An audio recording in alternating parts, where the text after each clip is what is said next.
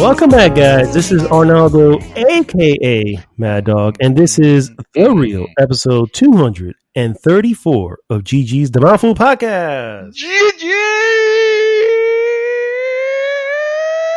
It only goes up from here. To the G.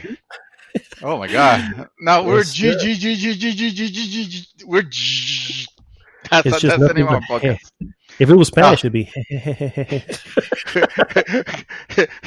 Bienvenidos a Jeje. Oh my God, that'd be awesome. No, at that point, it's just like it's just a podcast of laughing for some reason. You know what? That's there's an idea. Nobody has done that. No. Nobody has done that. Yeah, No. there's people that I'm sure. They did a show about nothing. You could do a show about laughing, Laughter, right? I mean, yeah. Doesn't they say laughter is contagious? Well, imagine if you're listening to the podcast, you just turn it on. It's like ASMR. I never know what but it's just people laughing. It's just us. It's a laugh track. That's what it is. It's the entire show is a laugh track. That'd be great. That'd be great. Some might argue that our show is already a laugh track, but I think you're right. I think, maybe we do laugh a little too much. But you know what? We're full of joy. That's just the joy we bring, and we're so full of joy that we can't help but laugh and spread said laughter to everyone. You know what? I got a challenge. Uh-oh. Let's try to make the rest of the podcast very serious. Okay, done. And Starting now. Okay. Yes, starting now. That voice, of course, is Mr. David Santos, a.k.a. Dreamster, sir. What is up, sir? How is everybody doing? Shit, I already fucked up. You already messed up. That's the thing. I can't see you if you laugh or not. So if you smile or something, that's the thing. If we smile, we'll lose. So we gotta be serious. All right. Okay. All right. And we don't know what we're about to say. Let me lost it. You're right. Because I'm smiling. Let me help us be serious. Yes. All right. Seriously. Just this week, guys, I had to take a COVID test because if you can probably hear it in my voice. Not exactly 100% at the moment. I got what probably is going to end up being just a flu because I really don't think it is COVID. But as a responsible person, you got to go get tested if you start feeling sick. So it's like, well, let me just go and see what it is. Unfortunately, I still don't have my results yet, but I'm already getting better, and I haven't had any of the normal symptoms, which is shortness of breath and loss of smell. Although I did lose my sense of smell briefly. It was just for the day or for half a day. I didn't even realize it because I was eating my food and I was trying to smell. I was like, "What? Why can't I smell anything?" You know what I mean? And a temporary loss. A temporary loss, but I think it had more to do with a lot of the blowing my nose and all that stuff that came behind it. So, yeah. Well, it's good that you're being responsible and you are taking the steps to get yourself checked. It's just I'm afraid to say it doesn't sound like you're wearing your mask right now.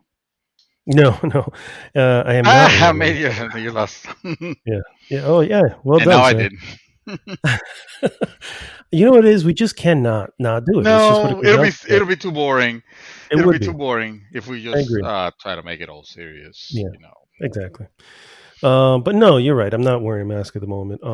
I still do whenever I go out. Although since finding out, I pretty much have not gone outside.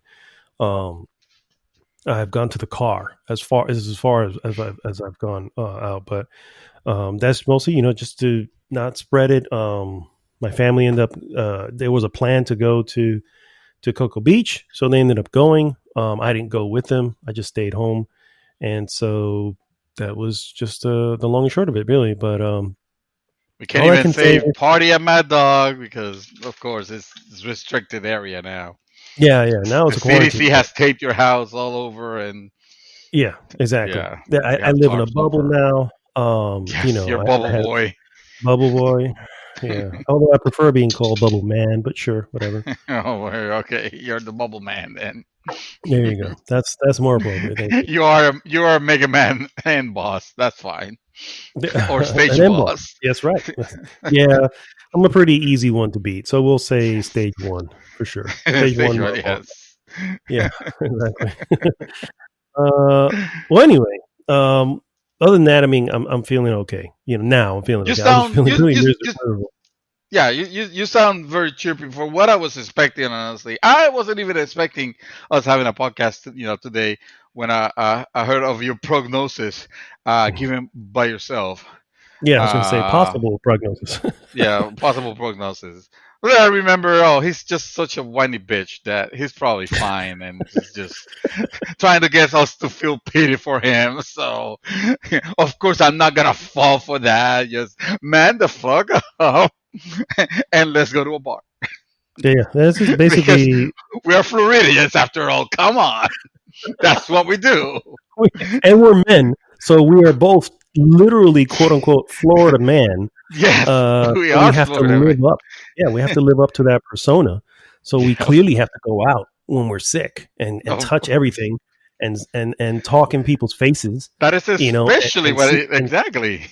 and when you sneeze, you don't sneeze into your arm, you sneeze upward so you get the best spray outward. You know what I mean?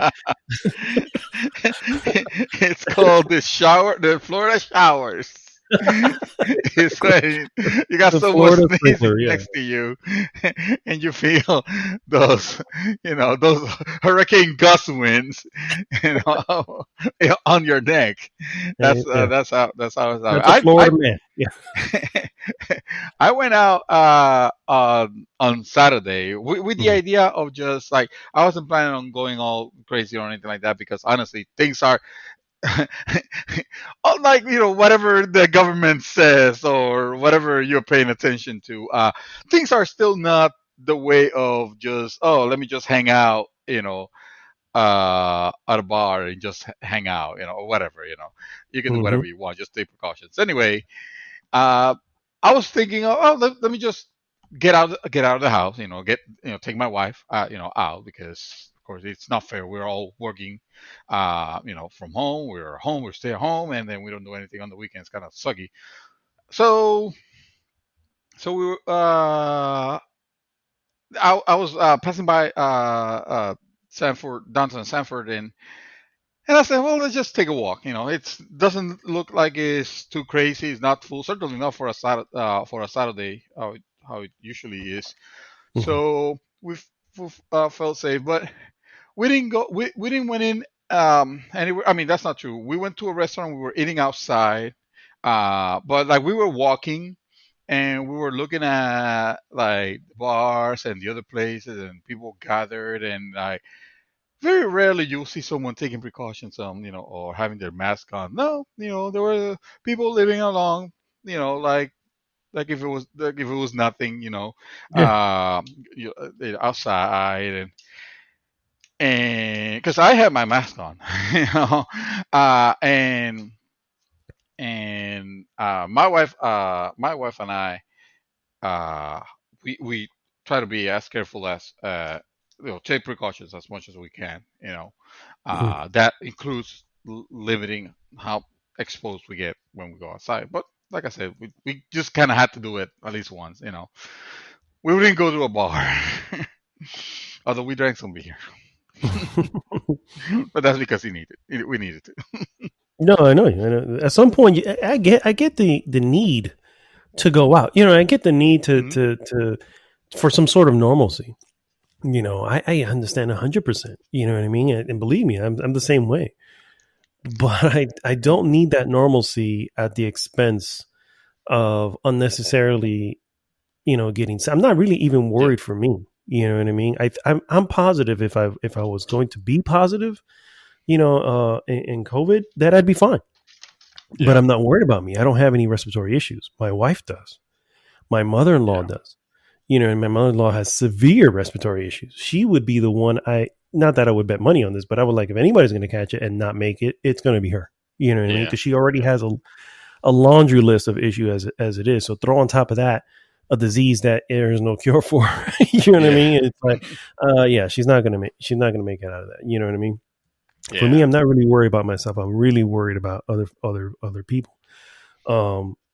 But I'm not going to put them in danger because I want to go out and hang out. You know what I mean? Hmm. It's just not the smart thing to do. You know what I mean? And it's just like, we just need to just be smart about it until we can get, until we can get out of it. It's like, and it doesn't even mean you can't go out. You can go out, just take Hmm. the necessary precautions. But when you start seeing people not taking those precautions, you go, well, in Yeah, that don't case, copy I'm not that. fucking Yeah. going out. You know what I mean? It's like, so clearly people are just not, being smart about this. And there are some bars, I think, here in Orlando that are like, if you have a mask, they won't even let you in. It's just Oh like, yeah. Oh, yeah. I'm It's like, well, glad. I'm yeah, glad they please put do that on your that in door so I Orlando. know not to go in because I would gladly not. You know what I mean? Shit. They're Excuse certainly me. not doing that in Sanford. I'll tell you that. The That's not what I no, I saw. mean, and then don't get me wrong. It's not. It's like your random bar. Yeah. It's not. I can, if I can remember the name of it, I would really share it so I could just let y'all know. But it's a, and I don't know if maybe it had been Atlanta, maybe it had been Tampa or some shit like that.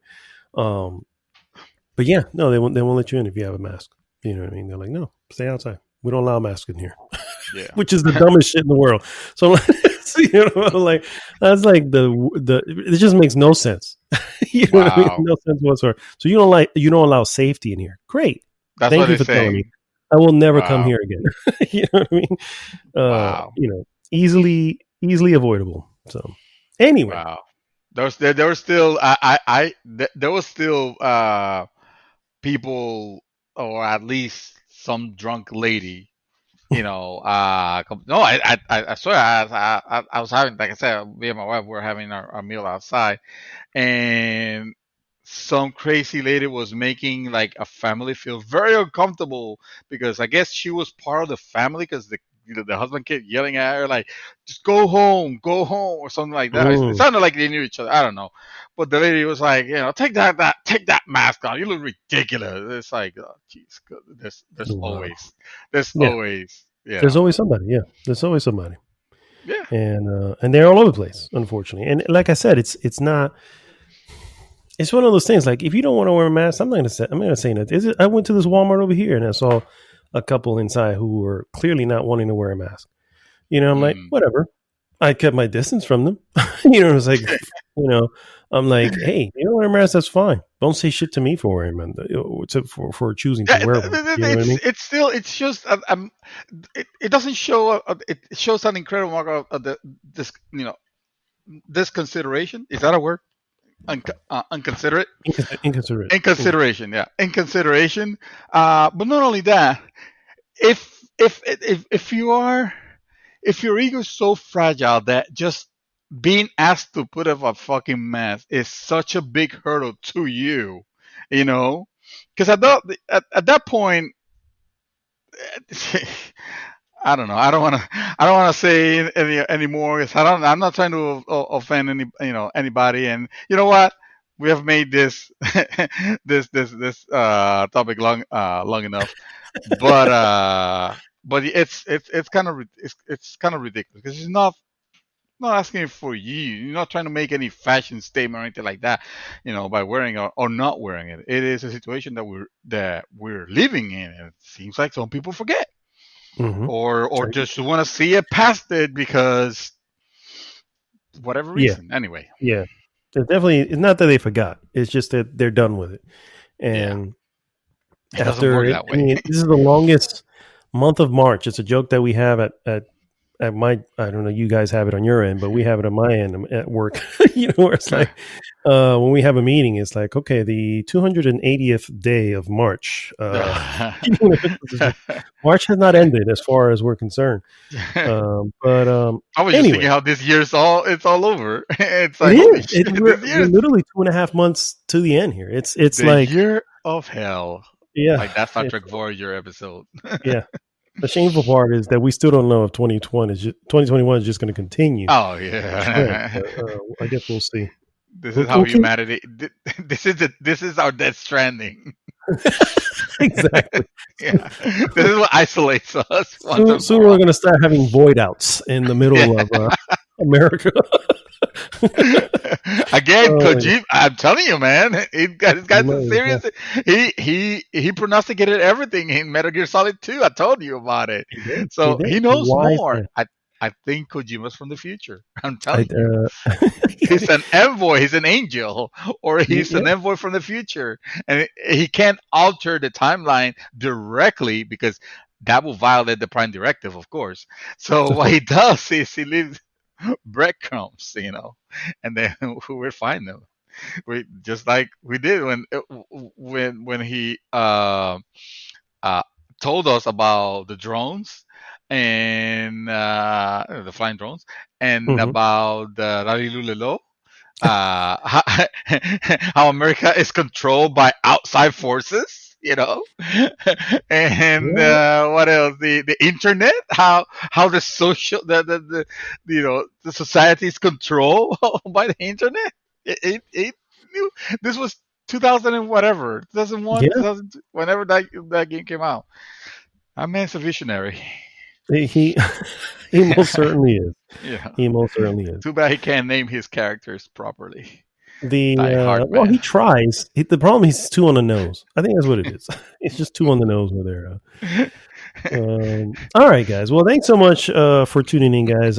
First off, what I'd like you to do, if you can, is please go to goodgame.rocks, join the conversation there. And of course, please like, subscribe, and share the podcast with everyone. What we normally do, guys, is first go into what we have been up to as far as movies and gaming, then move on to some various news items, and then finish with our hot topic of the week. This week's hot This year hot topic, topic? This year I said this week. And just say this year's hot topic. this year's hot topic has been That's because COVID. we were talking about freaking COVID, so Yeah, I told you we were gonna make it serious. You see, we made it serious. you did, yeah. The hot topic, guys, is the Mouthful's rating system. So What? what we're going to do is essentially we're going to take a look at rating systems across the board for gaming, movies, whatever. Star rating, dot ratings, I don't know, number ratings. We're going to we're going to try to create our own rating system that we will then use Live. going forward. Yeah. And for anything that we rate, this way we will first have a specific way of rating it. We don't have to, Hmm. we don't have to, I don't know, start saying like one week we're saying, I'd give it a 5 out of, I give it a five. 5, and people think like, "Oh, fuck, it's a 5." No, it's out of 5, not Yeah, a yeah, 5 out of exactly. 10. No, Yeah. or Or some yeah, yeah. ridiculous thing. Like It's I'll good to give it have a 4 out of 5 standardized. Kojimas or something. You don't want Yes. that. Uh, I'll take four and a half Kojima. That's like high praise. That's equivalent to how many Oscars? A The gajillion. sweep, right? An Oscar sweep. Yes, there you go. Sweeping the Oscars, Exactly. essentially. Yeah. That's Yeah. that's I what four or agree. five Kojimas will be. No, I agree. I'll say this. First of all, we couldn't disclose what our hot topic of the week was going to be this week because, of course, we had to keep it under embargo. And today the embargo lifts. That's why we're actually letting it know. Yeah, that Maybe sounds Friday. logical. Yeah, sure. Just follow me on it. And then it's good that we have a standardized method of rating to avoid confusion. So that way you'll know exactly what we think about a game that we played, and if we recommend it or if we don't recommend it, and I guess we'll dissect it more when we get to it. And we're gonna do it live Yeah, and for for you sure. recorded. Yeah. But anyway, let's start with what we normally start with, and that is, of course, what we have been up to. Sir, Ooh. what have you been doing? Sir, I haven't been playing a whole lot this week, but I did. I took I took a step away from Genshin Impact, and the reason I did that was because I felt like I was getting. I mean, I'm enjoying the game and whatnot, but it's one of those games that you play more for the gameplay loop Okay. and not necessarily for like the story or which is normal. it's usually the type of games that I enjoy the more are the ones where I get a story out of them, and they end, and that's fine. And that's not to say that Genshin Impact doesn't have a storyline, but you can clearly tell that that's not where they focus That's not what the 100%, strength is. Yeah. Yeah, yeah, yeah. Especially wow, like the story is there, but for the time that you have to put on versus the amount of interesting stuff you're gonna get out of, considering that the story is super mega anime and super mega like whatever, like disposable. It's like okay, I'm probably not ready for this. I'll play something where I can get both of this. I could get the story and I could get the carrot on a stick aspect of grinding when I feel like it. I'm not a hardcore grinder like Chaos. I'm more of a casual grinder. So I went back into the Division 2 and I played that for a bit. I was trying the tower, the new the new like sort of end game ish stuff that you Hmm. have after you complete everything.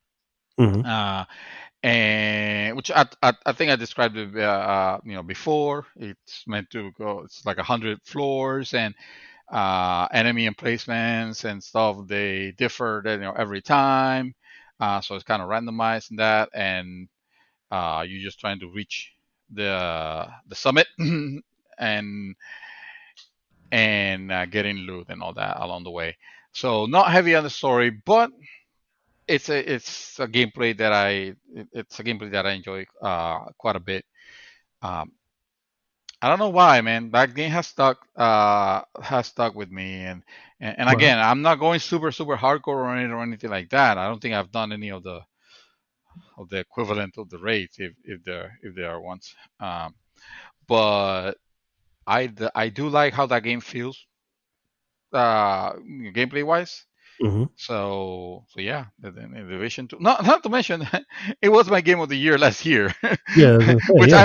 I'm still surprised that I went with it.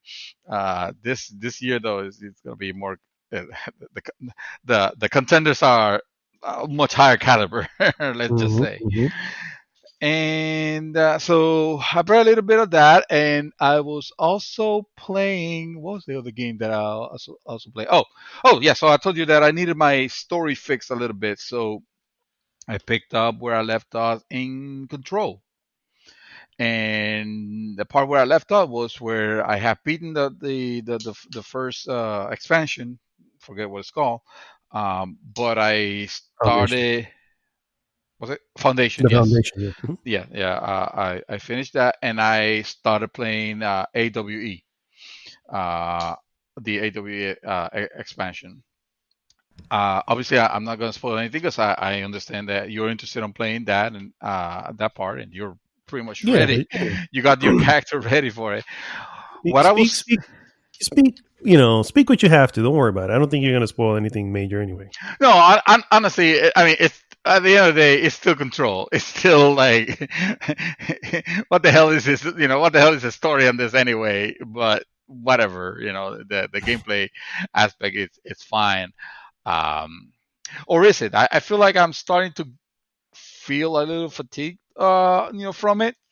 And I think it's probably because my character is like she's not like super OP. Like I haven't unlocked everything or 100% it or anything like that. But I have gotten strong enough. That's not to say that this expansion is any easier because it's not actually. It has proven to be challenging where it needs to be. Um, the the story has direct ties to the world of Alan Wake. Mm. So I there's no doubt now that this is the same universe. This is meant to be happening in the same universe, and Control is kind of like you could call it a spin-off of the ideas between in Alan Wake, which they weren't explained in a way like the way Control, explains them, but because it was also so abstract, it was not hard to put them together. It was not hard to like hodgepodge them into like one cohesive universe. And I think for the most part, they have done the right thing. I'll tell you what I don't like about it. And well, on when you were playing the games, you will find this little tidbit pieces of memos or articles or recordings. Yeah, lore basically. That lore, yeah, exactly. It's this world building lore, and it was always interesting to review it just to see, even though some of the stuff make no sense, but you believed it because whatever, it's the game world, right? Hmm. Well, I feel like they, I don't know for what reason they decided to go all in on that to the point where every corner there is shit to read. Or to listen to, or more to read, because at least the recordings are interesting because you can listen to the recordings while you're doing other stuff, or you can listen to them in the background or whatever. Reading, you have to stop, your action stops, and you Hmm. read a sheet of paper, the that will give you the little bit of lore, and then you move on, and then there's another piece, and of course you have to read it because it's not enough that you collect it. You got to know. So it does that way too much. It feels like it's interrupting almost the gameplay aspect. Like, I just want to get back to the game, but of course it's there, so you need to pick it up and read about it. uh and then so far, the boss scenario, if you can call it that, like the quote unquote boss fights, haven't been that interesting.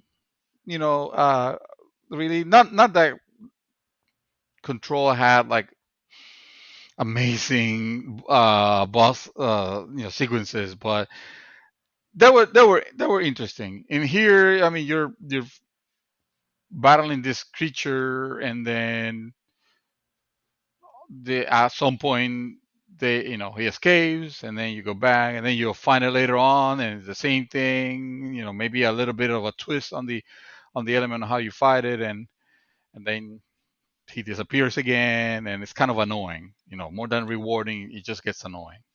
So uh, basically, there's a final form, is what we're saying. I guess at some point, I Okay. mean, I would imagine the payoff at some point has to be able to fight him proper. you know the game. So Alan Wake had this element that had to do with you were never directly fighting the enemies. For the most part, you were avoiding them, or you flashing your very limited flashlight, because in games flashlights only last for like a few seconds. But you had a light, you will flash it onto the enemies will become very weak, and then you will shoot at them. So you don't do that here because I guess they didn't want to take the time to do animations of you carrying a flashlight. A flashlight. That sounded like I said flashlight. Whoa! A Oh my gosh! flashlight. Uh, so to the point where sometimes you need to. So it tries to put elements of that, of the darkness. Let's call it the darkness. I don't recall exactly what Alan Wake used to call it, but it was, imagine, oh, this area is dark for some reason, or it has a dark mist, or a shadow or something like that, and you have to flash a light into it to be able to dissolve it. So far, they've been doors. Aside from that enemy that you have to, that creature that you have to fight, most of them are just doors that, oh, I have to unlock them, but if I only had something that I could, a light source somewhere in this lab. Let me see where I can find a light source. And sometimes you do. Sometimes there'll be one of those portable lights that you point at one place when you're working on. Hmm. You grab one of those, but of course you don't. She doesn't grab them. She just floats them with her force powers. You know how Yep. where the way she grabs something in the air with her force powers before she shucks it into like whatever. I Well, love she it. I'm does not gonna that. lie. I Huh? love it when I said I love it Well, when she does that. So I'm not oh gonna no, lie. definitely. It. Yeah. I mean, and it makes sense.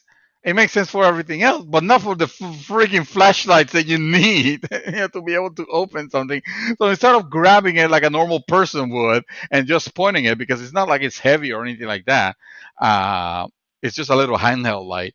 No, she has to grab it like that and just try to point it. So again, I mean, it's not like it's not like terrible or anything like that for having that. It's just you could tell that, oh well, that they're not gonna be adding any extra animations to make her just grab the lamp and move with it or anything like that, because it will seems to me like if you're fighting stuff that is composed of dark material or whatever, you probably want to keep whatever lamp you find handy with you the whole time.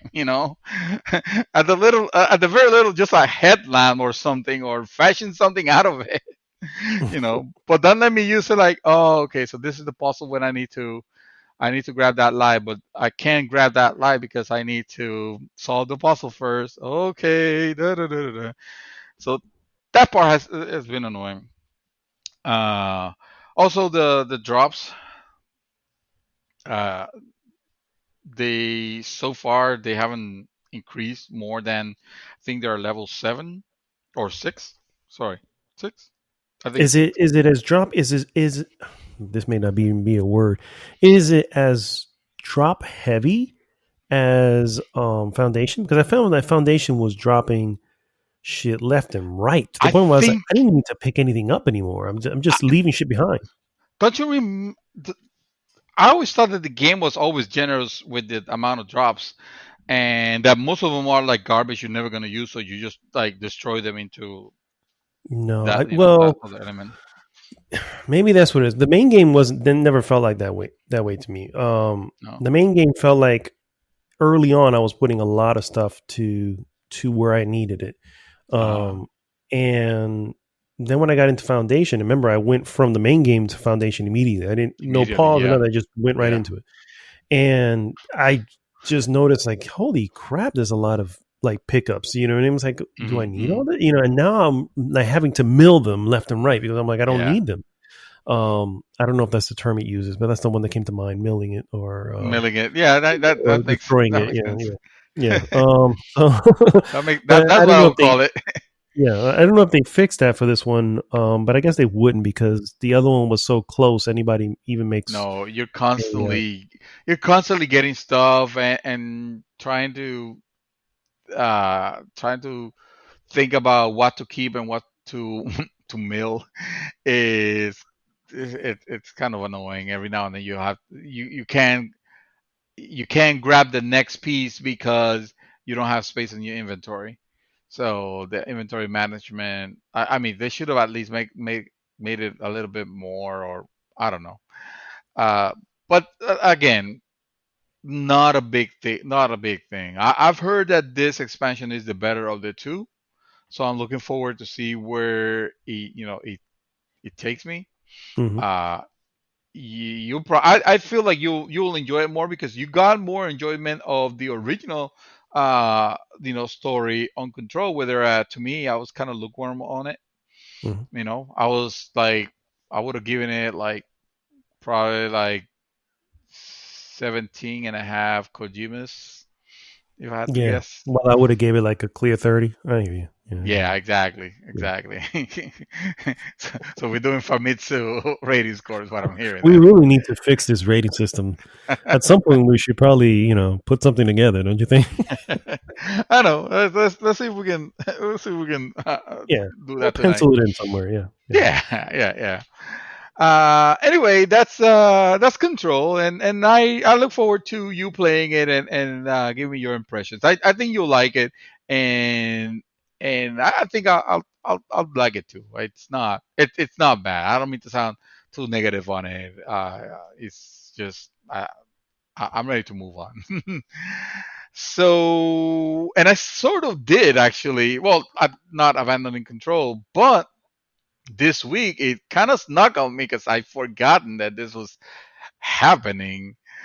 But Doom freaking Eternal first DLC was released this week, and it's called Doom Eternal: The Ancient Gods. Hmm. And I was excited because, of course, I could go for more Doom because I really love that game. Hey, so I immediately started playing it. I had to load it in and start playing it. And yeah, this game, it it's not like it doesn't ease you in any way whatsoever. It already knows. Okay, you have beaten the campaign, so you know how to play this. There's just go at it. Just let's we're just gonna throw enemy after enemy after enemy, and you're just gonna deal with it like this is the next level after the one that you have beaten on the campaign. You know, I it's mean, not that's fair enough. I mean, if you play the sure. game at this point, unless it's something that you can, if you can access that part of the game, that DLC before even starting the main game, then that's a little silly. You you you But if you, you can, but you wouldn't want to. Like the option on the menu is there from one. Now I don't know if I don't think it unlock. I mean, it would be kind of ridiculous for you to buy it and then realize that you have to unlock it. Even though Nier Automata did that with its DLC. mm, But the on in this one, it's right there on the menu, but you wouldn't want to jump to it directly, until you have beaten the original one, because it makes no sense. It's not like it's bringing anything. It's not like it's giving you. It's not a precursor or anything like that. It's the continuation. This is what happened mhm. after the events of Doom Eternal. So obviously, it's just gonna give you more lore, more baddies, and even the same ones from the original games are a motherfucker to kill. And I mean, they don't. It's not that they alter them. I'll tell you what it is. Usually with DLC like this, I will expect to have a gradual, albeit faster ramp up towards the difficulty, right? Because usually you play the DLC after you have beaten the campaign, and you probably have beaten the game like months ago, so you kind of have to like warm yourself up a little bit. Mhm. Doom says, "Fuck that." You don't get that. Yes, it gives you the impression like it's gonna ease you in with the first two grunts that you kill, but then open the next door and you're battling almost everything. I mean, I was on the first level when I already met a marauder. You remember the marauders? You remember Mhm. how I hate lovely them. and how much Oh yeah, you that's right. I care did for love them. them? Yeah, you're Yeah, right. You're right. yeah. You go too far, he shoots. He throws something at you, Throws an or I axe. Yeah, forgot. throws an axe at you. Yeah, throws the axe. Exactly. You get too close, he shotguns you. You gotta be on level, but at the same time, you gotta be avoiding everything else that is happening all around. Dude, it is relentless. If you thought that Doom Eternal was hard enough already, the way it was, this game, this expansion, it just kicks you in the ass from the first 5 minutes that you're in, and it is like I am playing it. First of all, I'm playing it on the same difficulty that I played the Doom Eternal campaign, Mhm. which is the one next up. I'm not Yeah, gonna the pretend to know the right name. above the normal. Yeah, yeah. Right above the whatever the normal is. Um, because the game teases you into it. No, it doesn't. But for whatever reason, I like Doom 2016 so much. I was like, I want to tackle this one on the high difficulty and see how it feels. And it was a bitch, but I did it and I felt good about it. But I don't think I'm gonna be able to keep it with this one. I think at some point I'm just gonna have to bring it back down because it's either that or play it with the understanding that I'm gonna die a lot. And that is just part of how I'm gonna play. And I will probably not make a progress if I just sit for a half an hour to play before going to bed or whatever. First, you don't want to play this game before going to bed because your heart will be racing too hard. You won't be able to sleep because your heart will be racing way too hard. Uh, that said, it is more Doom and it's more awesome. It's more of the same awesomeness, I should say.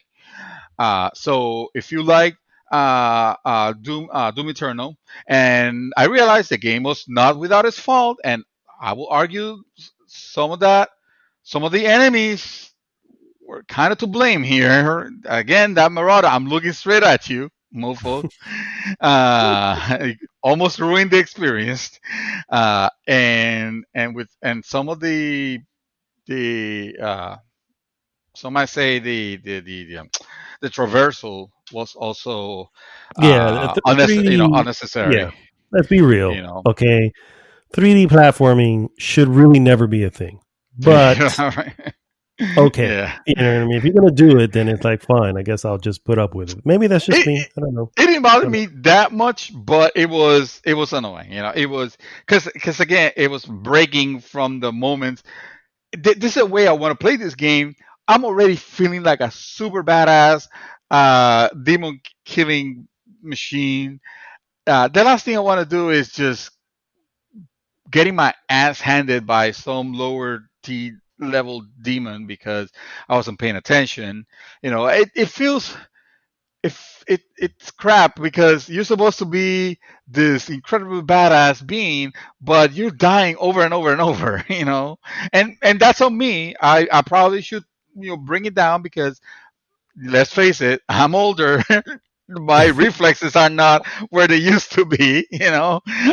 I don't have twitch reflexes anymore, and right now all I'm doing just to try to prove myself, it is I'm ruining what could be a pretty awesome experience of feeling like a total badass. Hmm. So I'll probably bring it down for this one. It doesn't matter. The thing is that I like what I've seen so far, and it gives me hopes for the next chapter because I assume that all gods is called the all gods part one. Oh, So it's gonna you be know, there's a part two. obviously. Yeah. Yeah, exactly. And I'm really looking forward to playing it in that. I'm playing it, of course, on PC, 3080. This game got to close to 300 frames per second. Mind you, mind you, my monitor cannot display that. So I will never know what that feels like because my monitor caps at 120, which is great, obviously, but yeah, like at that point, it's just there's no reason to be doing it like that. uh, and the graphics still look like amazing. Like I'm very excited to see what else comes out from these people. Probably Wolfenstein again. I don't know.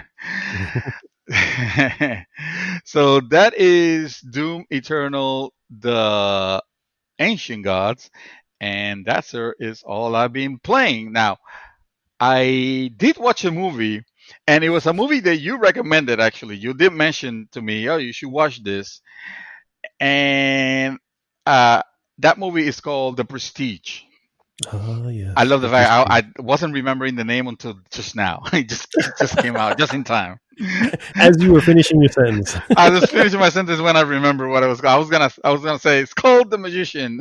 I'm not. Can you tell me what that movie is really called? But no, it's called The Prestige. Uh, and for those who don't know, actually, you saw it recently, or we spoke about this movie. But I don't remember if we spoke about it on the podcast last week, right? Last week. Yeah, I saw it. Last week. I saw it just before the podcast last week, Oh, and there you go. That's what it was. I That's what. rewatched it. I should say I rewatched it because I actually bought it on a Prime Day sale. So Ah. Ah, okay, all right. It's good. It's good that you did because the movie was really good. The movie was very interesting. I'm not gonna try to regurgitate what it's about because we already you first of all you can explain better what it's about and you did already tell what it's about. So well, I'm for just those here who to. didn't hear last week's, what it Oh, okay, essentially fair enough. is Yeah. a story regarding two. This is in the 1890s, and it's two competing uh, magicians. And these are, your stage magicians. So think Yeah. of, I don't know, David whatever your stage Copperfield magicians are. Yeah, and David Copperfield, that type of thing. So we're talking about back in the day where, you use everything you could, little contraptions and stuff like that. So, and basically how they one up each other and the lengths that they would go, hmm in becoming the best magician. yeah. And to the point of, obsession, one may say. So, At the very least, I will say obsession. yeah. At the very least, I think it fits very well the score. Yeah, yeah. It's that. It's when you see. First of all, it's the a little bit behind the scenes, although to what extent it's believable, that's up to you to to interpret. But the extent that this magicians will go to not only to create their their shows, Mhm. their the next big trick, so to speak, but also how to protect it, and how valuable these things become amongst them in general. How valuable the knowledge of how does he do that? Because I need to not only I need to know how he does it, but I need to know of a way of making it even better. Mhm. I'm not a magician. I don't know. Well, actually, I used to know a magician, but I knew better than to ask The questions. secret. Yes, but I don't know what the code is, so I don't know if it's a similar code. Uh, But it the makes thing, sense. I mean, yeah, the code makes sense. And one of the characters mentions it in the film where it's like, the secret is everything to a magician. So yeah, the moment you reveal it, you are no longer of any worth as a magician yes, because the secret's gone. So in there lies the line that everybody's ever heard: the magician never reveals their secret, and that's hmm okay. They can reveal the actual the trick in the sense they can present to you the trick, but they're not hmm going to reveal how the trick happened because, again, there goes the mysticism, and if the mysticism hmm gone, then you're worthless. So. yeah, exactly. Who's gonna want to go to your shows to see what you could do if they already know? Like Hmm. you, when you go, like obviously you go to these shows, you're not thinking, okay, this guy is a wizard, you know. Yeah. you're thinking, you're thinking, okay, obviously this is all tricks. They're literally called tricks. This is all the smoke and mirrors or whatever. It is how amazing it is that he managed to do it in a way. Like, how did he do it? Or how did she do it? Hmm. I'll give you an example. Last cruise I took, how they always have the magician on board, and yeah, they have the show, and I happened to be on a seat nearby to where this person, and this might not be something like super impressive or anything like that, but it had me like thinking like, how the hell? And it was something as simple as, oh, can I have two rings? And he picked me, and I gave him my wedding ring. I took it out, handed it, and then he asked another lady, and I grabbed it. All this time, I was trying to pay close attention because I already knew, like, okay, There's a pay trick. Yeah. attention. Yeah. Don't pay attention to him. Pay attention to like his hands and stuff like that, or like where things are going. Or try to pay attention. But it's something like maybe consciously you're thinking, okay, I'm paying attention, I'm paying attention, I'm paying attention, but in reality, at some point you just don't, and it is exactly at the moment that he needs you not to pay attention. But he suddenly put the two rings looped one inside the other, like think of like a chain link, Yeah, all yeah, right. yeah. And not only that, but he like handed it like, is this, at this ring? Can you convert this to your ring? And I'm looking at it, it's like, what the fuck is in my ring? Like, link with this other lady's ring. Like, how did this happen? Like, I'm tugging. Like, what the hell is this? Kind of, like, is this even my ring? Like, at some point, I'm like, who knows? Maybe I'm wearing a fake ring. His fake ring, his This stage entire ring, time. and that's what he does. He just collects, rings. No, but it was like I just kept thinking, like, okay, I know there's an explanation because Hmm. this guy is not suddenly the fucking antichrist or whatever. But like, it's still amazing that he doesn't. Like, that's the part. That's the part. It's still amazing to see or to hear about. Well, the Statue of Liberty disappeared, like literally, and you're like, wow, it really Oh, the David did. Copperfield one. The Yeah, I David remember that. Copperfield one, right? Yeah, I Exactly. remember that. I remember he walked through the wall, Great Wall of China. I remember that one too. Oh, look at No that. Oh, clue how yeah, he's that's gonna do that. right. Yeah, yeah, yeah. That's That was right. a good That's one. right. Yeah, yeah, yeah. I like that. There was a couple of things that obviously it's in the movies. Oh, obviously it's a movie, so it's a movie effect. But they kind of show you a couple of things where you go like, oh, so I bet that's how real magicians do it. Yeah, And yep. it's kind of crazy. It's kind of crazy, you know. Except I feel like I shouldn't say any more, because I don't want to spoil Yeah, what is no, I know what you mean. Yeah, a good movie. My wife didn't care for it much. the My the the wife. se- the secret of the film is to me where, first off, you know, I want to say was it JJ Abrams? Somebody mentioned it was like it's basically it's hard to make a movie about magic because magic, like the movie itself is magic, right?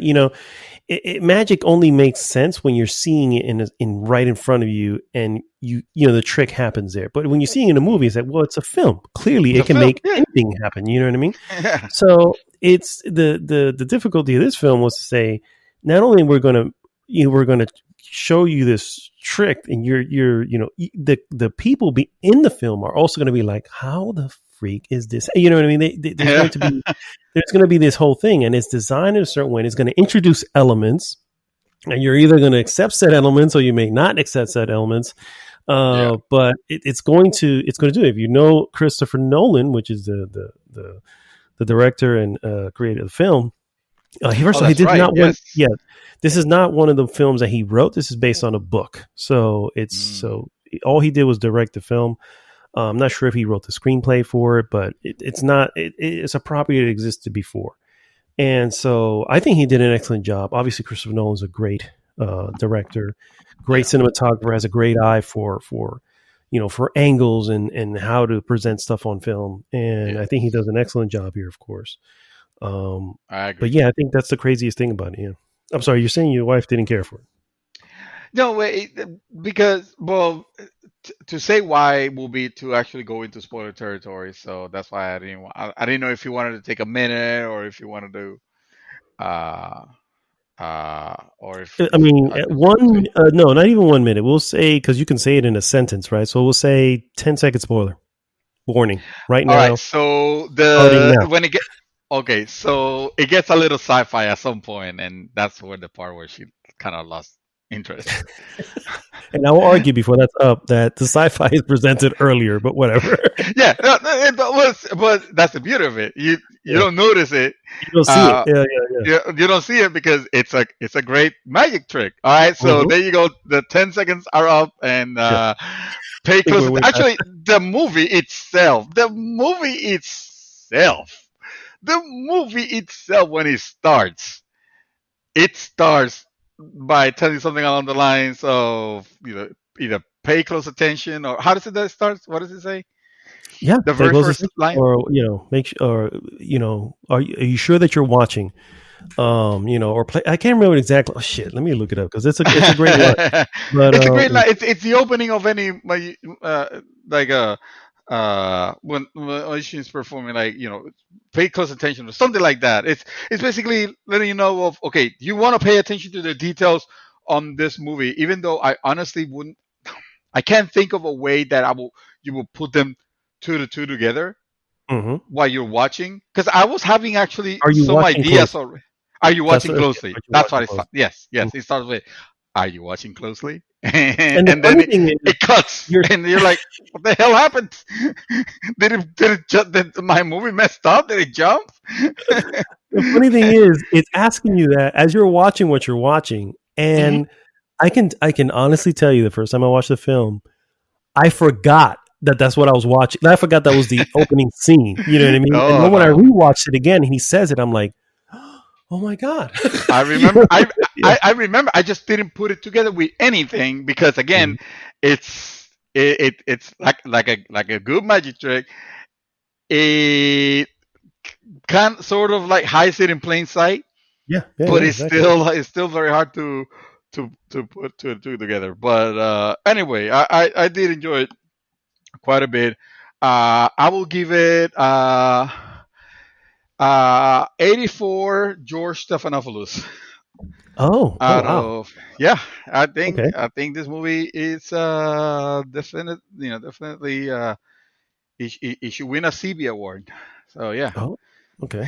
I think I'm higher than that. I'm clearly towards 100. So I'm going to say, uh, I don't know. We'll say 93 banana hats. And Oh, okay. 93 yeah, banana hats. Okay, yeah. yeah. Well, I felt like you were gonna be giving it a stronger score than that at some point. Yeah. I I mean, felt it's like you still, liked them more. I do, but I also recognize some of its, little flaws. Yeah. But we won't go into that because that definitely goes in spoilers. So we'll leave that alone All right. for sure. All right. 93 93 banana banana hats. Yeah. banana hats. Out of, whatever. Out of whatever. Yes. Whatever the Out of maximum whatever. is. Yeah. Yeah. Yes. So all right, cool, man, cool. So I'm still, as far as gaming, I'm still playing Hades. I mean, I'm not even gonna lie. That's just You're still in what I've been hell. doing. Is what I'm I'm hearing. still, yeah, still enjoying every minute of it. I remember I tried starting 2 games this week Oh wow. at some point, and I got probably a good 10 minutes in. I was like, you know what?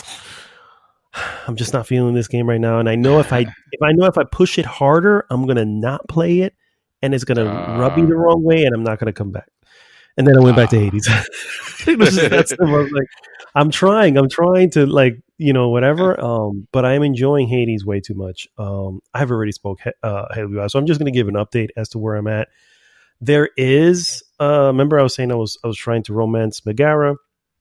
There is a benefit to it where now she can come into a battle real quick to help out, and oh wow. Nice. so yeah, so it's like, okay, there is a benefit. Now I still haven't got to the maximum hearts because there's like a hearts bar, so I don't know Mhm. what if there's something that happens when you get to the maximum, but yeah, yeah, and I am technically occasionally still fighting her. Again, she's one of the Furies, and so occasionally Oh, still so end up what? You still have to go. How does that even work? If you have to have to fight her play the and then game. you summon her. I'm not gonna even talk about it. You got to play the game so you can Ah. understand it. So, but yes, it all makes sense for the record. So, that's the funniest. Honestly, that's the funniest thing about the game is how it not only it makes sense in whatever, but just the it's like Greek mythology and everything that Hades is about, like the actual underground world of Hades, Mhm. is literally the definition of a roguelike. You know what I'm saying? It's like literally the whoever invented the game of a rogue game or Uh, rogue-like game, is like somebody well, who's Rogue either was the game. studied, yes, yeah, rogue, um, has either studied, Greek mythology and everything, and just kind of understood it and said, "Yep, this is where the concept of a roguelike comes from." You know what I mean? Because it makes so much sense. And I am getting significantly stronger. I've already gotten to the last boss several times. On my last fight with him, I was a little pissed off because all I needed to do was dodge and then strike back, and I swear to you, it would have been over, and I would have been You would done have with the been game. But I just, you know what it is? You're just mashing. You're just mashing, and I'm just yeah. trying to, because I can see his bars just right there. I'm just trying to jab the shit out of him just so he can fucking die. And I should have just dodged real quick because he moves fast. Yeah. And no, he struck me down, and back to the beginning you go. But Oh my as much god. as it's the craziest thing on the game is, as much as that would normally infuriate the hell out of me, going back, I had things to do. You know what I mean? I didn't Yeah. feel like I went back and oh, here we go. Let me do all this. Like, no, I got all this stuff. Let me spend it on the wall here. Let me go give this person a gift. Let me go say what's up to Megara. Let me go say what's up to Nyx. Let me go. You know what I mean? Let me what do you call it? Let me nurture the relationships that I have going on. You know what I mean? And that's, dude, this game is gold. It's actual gold. It's a That's it. You heard it steal here. Game of the at year. Game of the $25, year. guys. It is. It is everything you want from a light. Oh, Nick ended up buying it. My son. He Yeah. seen me Oh, play it, and he was just like, "Man, I need to get into this." And he ended up getting it. And now we're talking back and forth. I'm not spoiling shit for him, but I'm just like letting him know little bits and pieces, and I'm interested in seeing the choices he makes with certain things. So, guys, seriously, if you like gaming, you know what I mean, forget the fact that it's a roguelike, just play it, because you're missing out otherwise. Anyway, in my the fact that I've been under the weather and everything, I was able to watch many a movie, so I'm going to just kind of quickly go through them all. I'm not going to spend too much time on all of them, but there's a few I will kind of dive in. The first one I get into is a movie which is actually on Netflix. I think it's a Netflix, like an original. It's called The Outsider. And this movie stars Jared Leto. You would know him as the Joker from Suicide Squad. But he's been in many other things, for the record. This is actually, it's an okay film. I think the only reason I enjoyed it was because it had so much to do with the Yakuza. oh, It takes place really? in Japan after World War II. Jared Leto is a prisoner of war, and he ends up helping somebody. This is at the very beginning, so it's not really that much of a spoiler. It's just kind of the setup. He ends up helping someone in that jail, and they say, if you do this for me, I will come back for you. And he does come back for him, and he gets him out. And it turns out he happens to be a member of the Yakuza. So, Oh. as payment, he ends up, helping him out, and he's still considered an outsider by many of the Yakuza lieutenants and brothers and everything. But it kind of gives you a little bit of a, understanding of how the Yakuza, outside of what you would know from like Yakuza the game, for instance, because I think Yakuza the game also kind of gives you a fairly good understanding of how they do things. But this one it's really it's decent. I mean, I was gonna say it's really good. I'm gonna say it's decent. I would give it. I mean, honestly, probably How about seven many? carrot sticks out of 12. Seven, So it's 7 yardsticks. carrot sticks. The carrot Oh, sticks. Yeah, carrot sticks. Oh, okay, shit. seven All right, carrot. so that is how many Mario underwears. What's the conversion there? The conversion, I think, is like 2 for Mario, because carrot sticks, they're not as valued as high, so it's about 4 Mario Gotcha, underwears. But gotcha. Okay. yeah, it's decently, it's a well acted film. Jared Leto's very good at it. He's believable.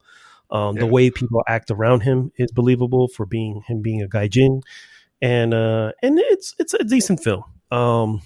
Nothing to really write home about. If you have nothing to watch, I can definitely recommend. If you're really interested in Yakuza and you haven't played Yakuza the game, this can definitely give you, kind of shine a light on what what it is about.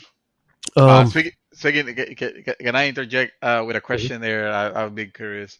How do you feel about this Yakuza game that's coming out? Any interest there? Even Nope, not a little. curiosity? No, Nope, nothing. not Just even a little. since it was a new character, so I thought maybe it's an entry, and because it is like a weird RPG, and Put it this way, yeah. I have, and I know it's not Yakuza, but let's be real, it's close to Yakuza. I have Judgment, and I started playing it. That's Yakuza. Don't worry. Yeah, That is literally Yakuza with a lawyer. But yeah, I know. So I have that, and I'd say I put a good 20 hours into it, something like that. Not a lot, not as long as needed to finish the game, but a good amount. And I kept telling myself I'm going to go back to it. And of course, my PlayStation went kaput at one point. I had to reload everything. I never reloaded the game, and it's been sitting there for the longest time. And Nick, who ended up buying it for me for Christmas or my birthday, one of the two, I don't remember. And he ends up, hey man, can I borrow Judgment? play it. Oh yeah, I'm not playing it anyway. Go ahead, man. Have at it. Go nuts. Yeah, it's fine. Yeah. Take your time too. They ain't worry about it. Wow. That's okay. You know what? That's fair. You gave it a go, and I did give it a go, and it wasn't. I wouldn't say it wasn't bad. I would never say it was bad. It was actually a good game. It's just not my kind of game. You know what I mean? I spent so much time just going to the freaking restaurants to eat like sushi and fucking. I'm like, what am I doing? Why am I doing that? I do love it, but then I'm left with I'm hungry. And I'm like, well, shit. He seems satisfied, but I'm not. You know what I mean? Anyway. That's true.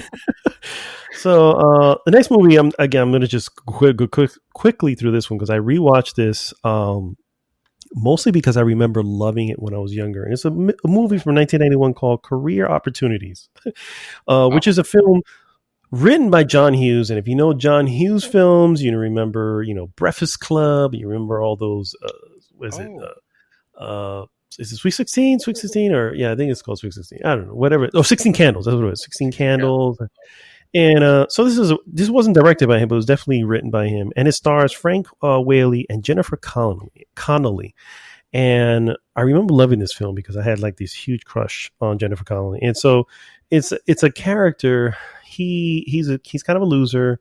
He's constantly fucking up at his jobs. And he ends up getting a job at Target as the night janitor. And one night, as he's cleaning stuff up, he runs into someone who either fell asleep or snuck into the store. I don't think it's ever actually, said what happened. And that's Jennifer Connelly. So now, of course, he's locked in, and he's locked into the store with Jennifer, which is like any man's dream or any kid's dream when, back in 1990. It's like, oh my God, you have nothing but this entire huge store, and it's just you and Jennifer Connelly. You're like, at some point, you got to make her. You got to be able to make her fall in love with you, right? This is it. This is your one opportunity, Yeah, don't fuck it up.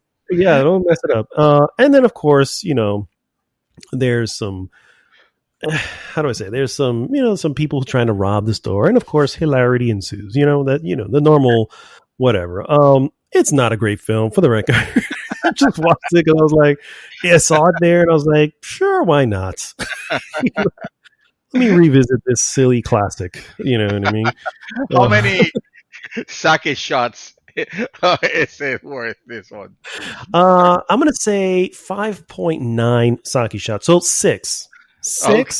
And on the, actually, no, 5. And on the last one, pour a little bit out and then drink down. There you go. Okay, there you go. Enough to get you hyphy, let's say. Yeah, exactly. All right. And so let me see. I'm going through the ones I don't want to talk too long about. So this next one's called, and it just came out on Netflix, I think yesterday. It just literally just came out. It's called Yes, God, Yes.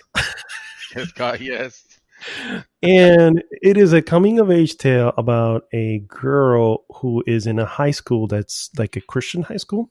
Uh, And she ends up going on a Christian retreat, but she's constantly bombarded with, this is early, like when AOL was big, and you got mail and all that stuff. So it wasn't internet oh now, it was internet then. And it's, she's been bombarded with cyber sex requests and stuff like that. But she's so innocent. She doesn't know a lot of stuff. There's a consistent joke in the film where there was this rumor that somebody made up that she tossed this dude's salad, and it takes the majority of the film for her to even learn what that even means. It's funny. I had seen, it stars Natalie Dyer, and if you don't know who she is, she actually she plays in Stranger Things. She's the older sister in Stranger Things, and I don't really recognize anybody else in the film. So she's probably the number one. But it's a Catholic teenager. It's in the early 2000s, I guess is what the timeline is, and she discovers her sexuality, I guess, in the weirdest of places, and she's trying to be the good daughter, and it's a coming of age movie, of course. It's a coming of age, yeah. And she discovers stuff in the weirdest way. Some of these ways have you kind of like cringing, like, oh dear Lord, you know what I mean? But other ways have me like guffawing, bro, just like laughing out loud. I was like, oh my god, that's hilarious. And then on top of that, she discovers us. Anyway, it's a cool film. It's not even long. It's like an hour and 14 minutes. It's like really short. Oh wow. Yeah, it was a film short that was taken and made into a film. So that's probably why it's not that long. But anyway, all right, the last two. I'm gonna start with the one that I need to get out of the way because I've been doing this trip now for 3 weeks, and I made it up to Batman Forever in the rewatching of Batman. Oh snap! So this movie is it's so not good at all. Nope. It is. It's too bright. It's just so much neon lights everywhere, and I'm like, what? It is. How did Gotham become a circus? Oh my god! I know it is. It's a nightmare. It's a neon nightmare, and exactly everything. It's the worst picked colors for if there's something I really like about Batman, the 1989 one, is the selection of colors, because everything was subdued, but still it had those, almost have those light, like the Joker, you will see like very hot purple, not hot purple, but you will know that the Joker is there. It almost, but it still had like the rest of the movie kind of had like this noir style to it a little bit, with those accents. That then Dick Tracy came out and kind of like overdid it a little bit, especially with the yellow trench coat and all that. But yeah, I really like that versus this. I don't even want to call it a cyberpunkish nightmare. I just want to call it a nightmare. No, this is not a cyber. This is a circus nightmare. It's literally because if you remember correctly, there's a girl who's being chased down by a bunch of like gang people with face paint, and when they go into the alley, I guess there's black lights in the alley because now the paint is all illuminated. And it's like, who made all these black lights in this alley? Is that normal Gotham? Is that how their city is set up to have black lights? I don't know, but it's just, let me see. Val Kilmer. I would say one thing. Val Kilmer. Say what you want about anything else in Val Kilmer's life. I would definitely say I liked his Batman. I liked his. Batman. Yeah, I think he did a good Batman. I think his Batman had some really good moments.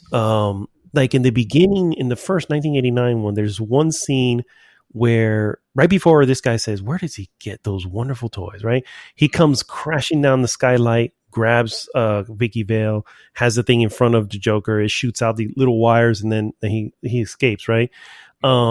that happened. Moments like that happen in this film many times, where he comes crashing down, or he jumps from very high places and has this cool entrance. You know what I mean? And it's just like, yes, that's how Batman should be, cool like that. You know what I mean? It's just these Yeah. awesome, amazing entrances that surprise, the people that are there.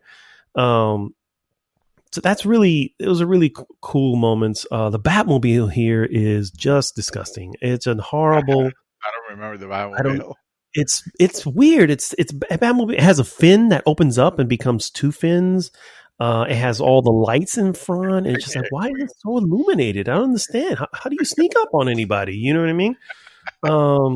Robin, I don't know about Robin. He was just, You I never guess know he about did Robin. yeah, I guess he did okay. I think the Riddler was cool. I do like Jim Carrey in his role. I just think that Two Face was a little too wacky. Faced. Um, it's like he was trying to one up Jim Carrey, and it's like, no, no, no, no, no. He You're the doesn't act like gangster. that. just Yeah. be a gangster, and you'll be fine. Yeah. Um, but they were both, I guess like they were playing off each other, and you never found either of them to be a threat. You know what I mean? And then of course Nicole Kidman, who, my God, Chase Meridian was like, Jesus, she really wanted some Batman, bro. She was a little bit, A little I bit thirsty. forgot. Yeah, I forgot how. Yeah, exactly. I was like, Mike, why is she acting like this? I was like, I don't recall her being so, like, literally. He's in the middle of fighting, and then I guess she saves him, or she grabs him, she kisses him, and says, "Be at my house at midnight tonight." And I'm like, he's still fighting people. He may die in 10 minutes. What the hell? What happens if he dies? You know what I mean? This is assuming he's going to make it out of this, right? Which I guess is a good assumption. And then, at the same time, it's just like, oh, dude, I don't know. Anyway, Wow. pray for me, guys, because the next one is Batman and Robin. So please, Wow. Wait, keep is me that in Robert your. Nipples? Is that what? Is that Is Robert that Nipples? the? I think this one was also Rubber Nipples. Oh God. Yeah, this one, if I remember correctly, this also, but it wasn't. It wasn't. This one was Rubber Nipples, but I don't think it had like a image shot that was a close up of it. You know what I mean? This one, his regular suit was actually pretty cool. Then he has a sonar suit later on, which I guess was cool. I don't know. So whatever. I don't remember. But I think I blocked. Like I made an effort to block all that shit out. let me tell you, dude, if there's one thing this little trip has shown me, I've already said it, that, hey, I have to apologize, for the whole, hey, Batman doesn't kill. Clearly he does, in these films. He didn't kill in this one, to be fair. In this one, he was very, trying to protect everybody. So, but Michael Keaton that dude was a straight vigilante, bro. So, let's be real. But just going back down this particular movies, it's been fun, but also enlightening, because it's like, yeah, these movies are of their time for a reason. There's a reason why Nolan's trilogy, which, by the way, if I'm not mistaken, the first one, or maybe not even the first one, but Dark Knight was like, what, 2008? Dude, that's 12 years ago. Wow. So it's like this series of movies happened way longer before that. So it's like, man, it has been a long time. And again, if you have HBO Max, they have all the DC films there. I recommend you if you're interested, particularly if you haven't seen any of these films in a long time, definitely take a moment to go, even if you don't finish it, just to go, yeah, man, it's not bad. Like I said, I still love 89 Batman. So far, the three of them, that's still number one. But it does, even 89 Batman has its moments where it's like, woof, this is definitely 40 years old. You know what I mean? So When you're criticizing how old it is, and of course, there's nothing you can do about of course, just like if you go back to the Adam West Batman, You know what I mean? It's like it had its great moments. You know what I mean? But it is also a product of the what 60s 70s. It's like it's gonna have your Batman dancing a jig because why not? Dancing was a big thing back then. So anyway, fighting sharks or fighting sharks, yeah, or finding a place to get rid of bombs. Sometimes you can never get rid of a bomb, right? Oh my god. Anyway, the last one I saw was one that I had not recommended, but it was one of our. Was it one of our? I think it was one of our. It was one of ours. No, it was. Yeah, it was one of our films. No, I was going to say it wasn't our trailer of the week because we didn't do the trailer of the week, but I think it was a news topic that I brought up, and I think I don't know if I shared the trailer, but it's called "Totally Under Control," and what it is an in-depth look and documentary of how the United States basically handled the response to COVID-19 during the early months of the actual pandemic. And it starts, I want to say, it's like almost like a timeline thing. It's done very well. First of all, the documentary itself is done extremely well. But does it point out some glaring errors and some glaring just like, man, if we had that time back, we may not be in the situation we're in right now. You know what I mean? We'd probably be significantly past it like most other countries are. But there's actually an article you can probably look up. It's called The Lost Month. And there is literally a lost month. You know what I mean? Meaning that no government agency or the CDC or were doing nothing. It was a month they did nothing. They were on standby for that long. And as you know, the disease doesn't just sit and wait. It keeps moving. So that cuts a lot of lives. Yeah. So anyway, it's very interesting. It's on Hulu. And if you have Hulu, you can watch it for free. It's enlightening. And I will say that it's not in any way bias to this particular presidency or anything like that. Obviously it does point fingers and who is, let's be real. And I say this all the time, if you are the captain of a team and the team fails at what it needs to do, the one who's going to receive the most heat is the captain because you're the captain of the team. That's just the way it works. And you have to answer for its shortcomings. And that's the scenario here. Is it completely his fault? No. You know what I mean? There's going to be obviously other departments that fucked up along the way. But in the end, it's mostly his fault. You know what I mean? It's just mostly the head's fault. You know what I mean? The same thing, when I think about my football team and they fuck up, you know what I mean? Everybody blames the QB. You know what I mean? It's like, you know what? The QB doesn't play defense. So you can't blame him there. You know what I mean? But it doesn't matter. The blame is going to fall on that. It's just the way it works. There are a lot of enlightening mistakes. And when it shows you the timeline of how it's happening, and it also compares to other nations and what they were doing at their exact same time as they were finding this out, and you go, man, if we could have just done that, we'd be okay right now. You know what I mean? So it's a little. It can't be just one person giving instructions. It had to be like a whole nation effort. And unfortunately, I agree. We're not that united. Exactly. It turns out, Mm-hmm. It shines a light on that for sure. For sure. And so it's very interesting, and I definitely recommend it. And again, that's called Totally Under Control, which we are not in. But anyway, that is all that I have been.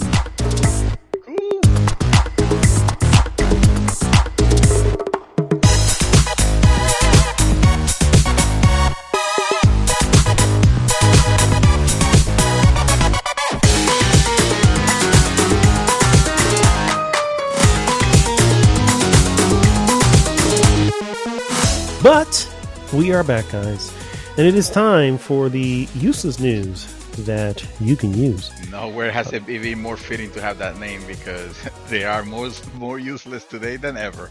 Yeah, it is. This week, they have been super useless. Go ahead.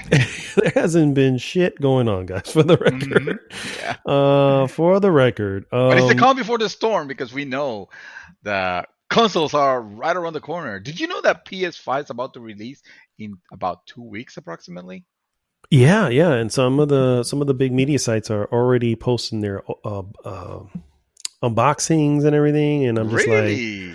oh yeah, you haven't seen Now, them? Oh yeah, I mean, I haven't sit and watched them because I'm not really a big unboxing kind of guy, but I do, you kind of go onto the channel and it kind of does a preview of what the video is going to be, and it's like, oh okay, oh that looks nice, and yeah, I guess we have seen enough already of like the interface, and yeah, we yeah, already know what it looks like, which was the big mystery.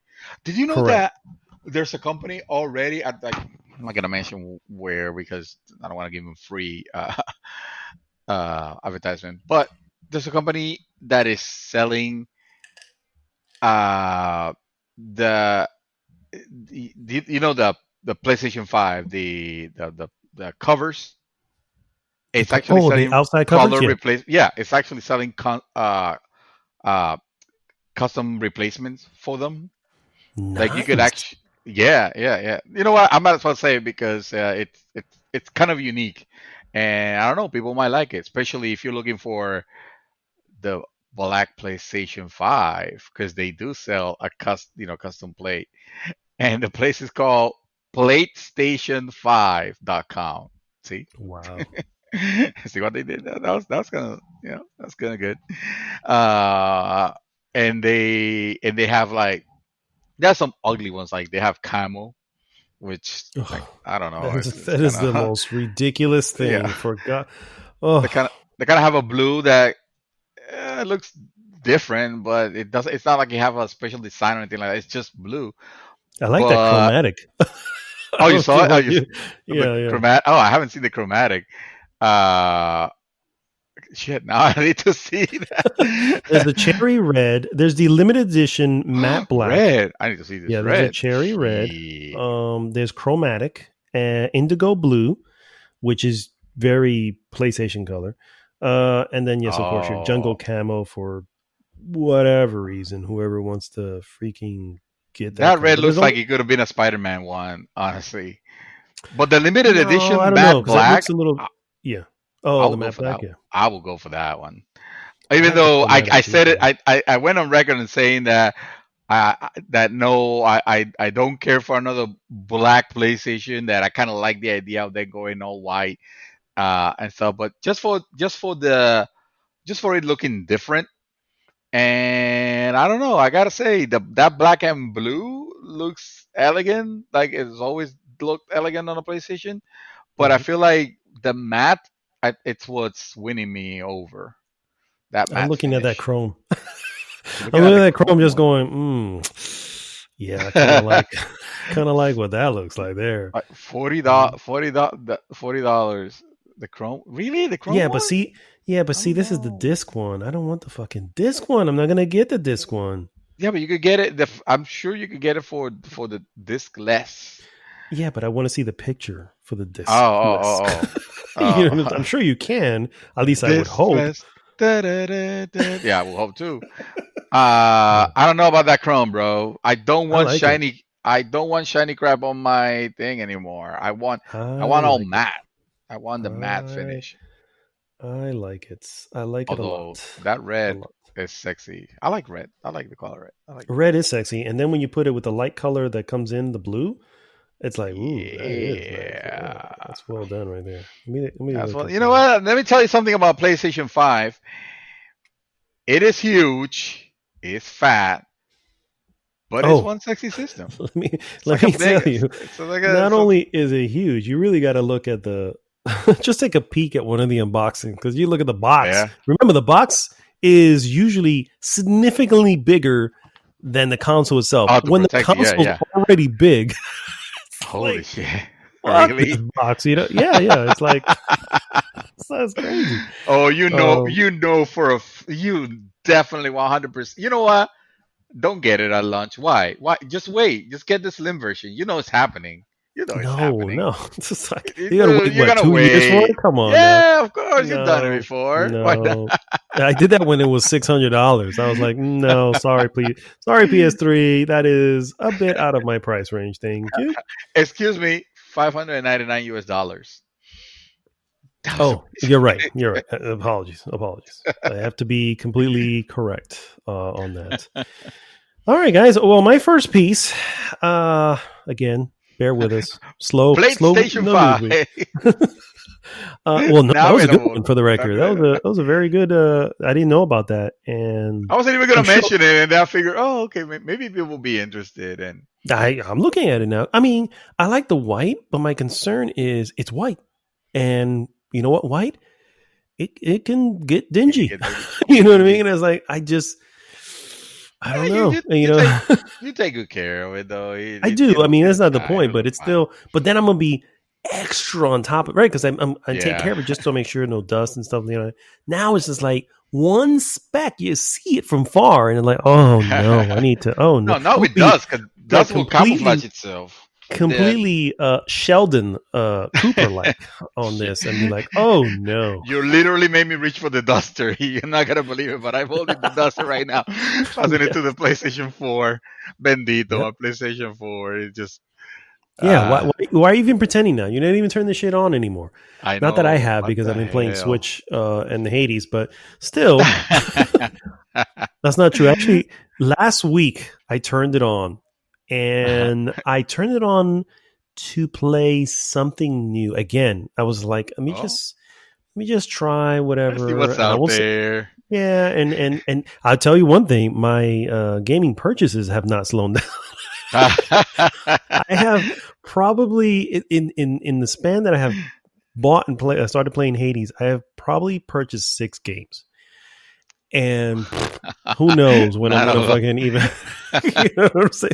Who knows when I'm gonna even get to them? But and a few of them have been on the Switch. I think a good 3. I think bought 3 of them on my Switch. On the Switch. Oh On the wow. Switch, yeah, and Hate it again, had they gotten had some you. sales. That's really what it is. It has been some sales, Yeah. and and then a few on my PlayStation who have already downloaded. So when I went in, I went to check to see how they're doing, whatever, and to make sure they're there and all that.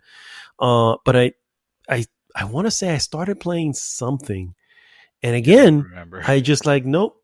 I don't remember what it was, but I was like nope. I'm not feeling this. Let me go back to Hades, and then yeah, it is what it is. But So should we be and we're gonna start the news in a moment. It's just there isn't that many, so you guys can hold on. There's not really. Don't get excited about it. We're trying to fill some space here. for real, Uh, there's nothing going on.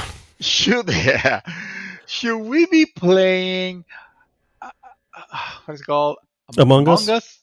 I knew Yes. it. What? I knew you were gonna say it. I What? knew you were gonna say Right? It's the most obvious question. it. It's like what the hell? This another game that just came out like freaking. I feel like it was just the other day we were talking about Fall Guys, and now it's just freaking Among Us. It's like what is this game? Should we be playing it? Because evidently it's like the next incredible thing.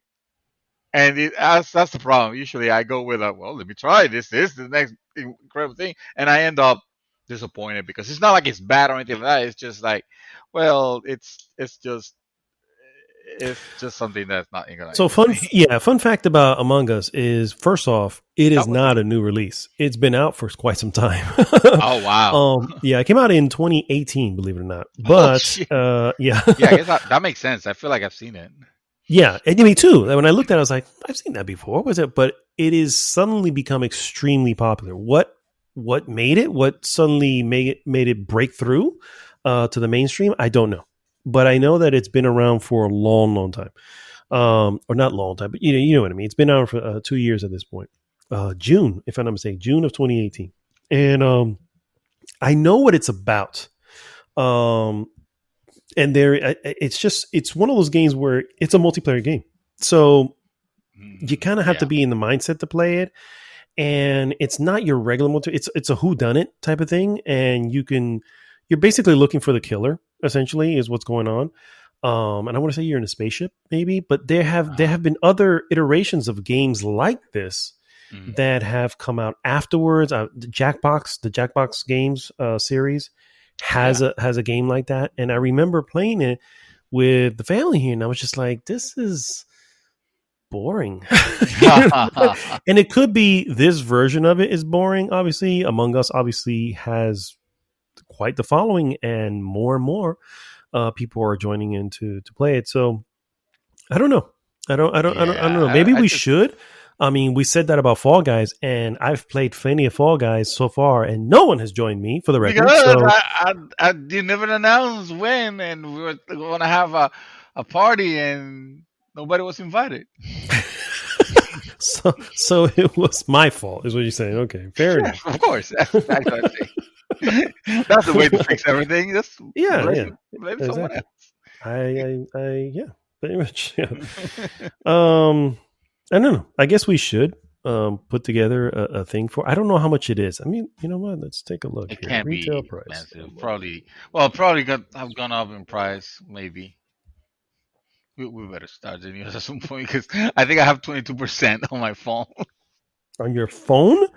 Oh my god! Oh, Among Us is like $5. So, What? so Oh, no wonder. I think we can definitely. I don't know. I There think we it can pay for is. that. Yeah. That's the reason people are so up in it.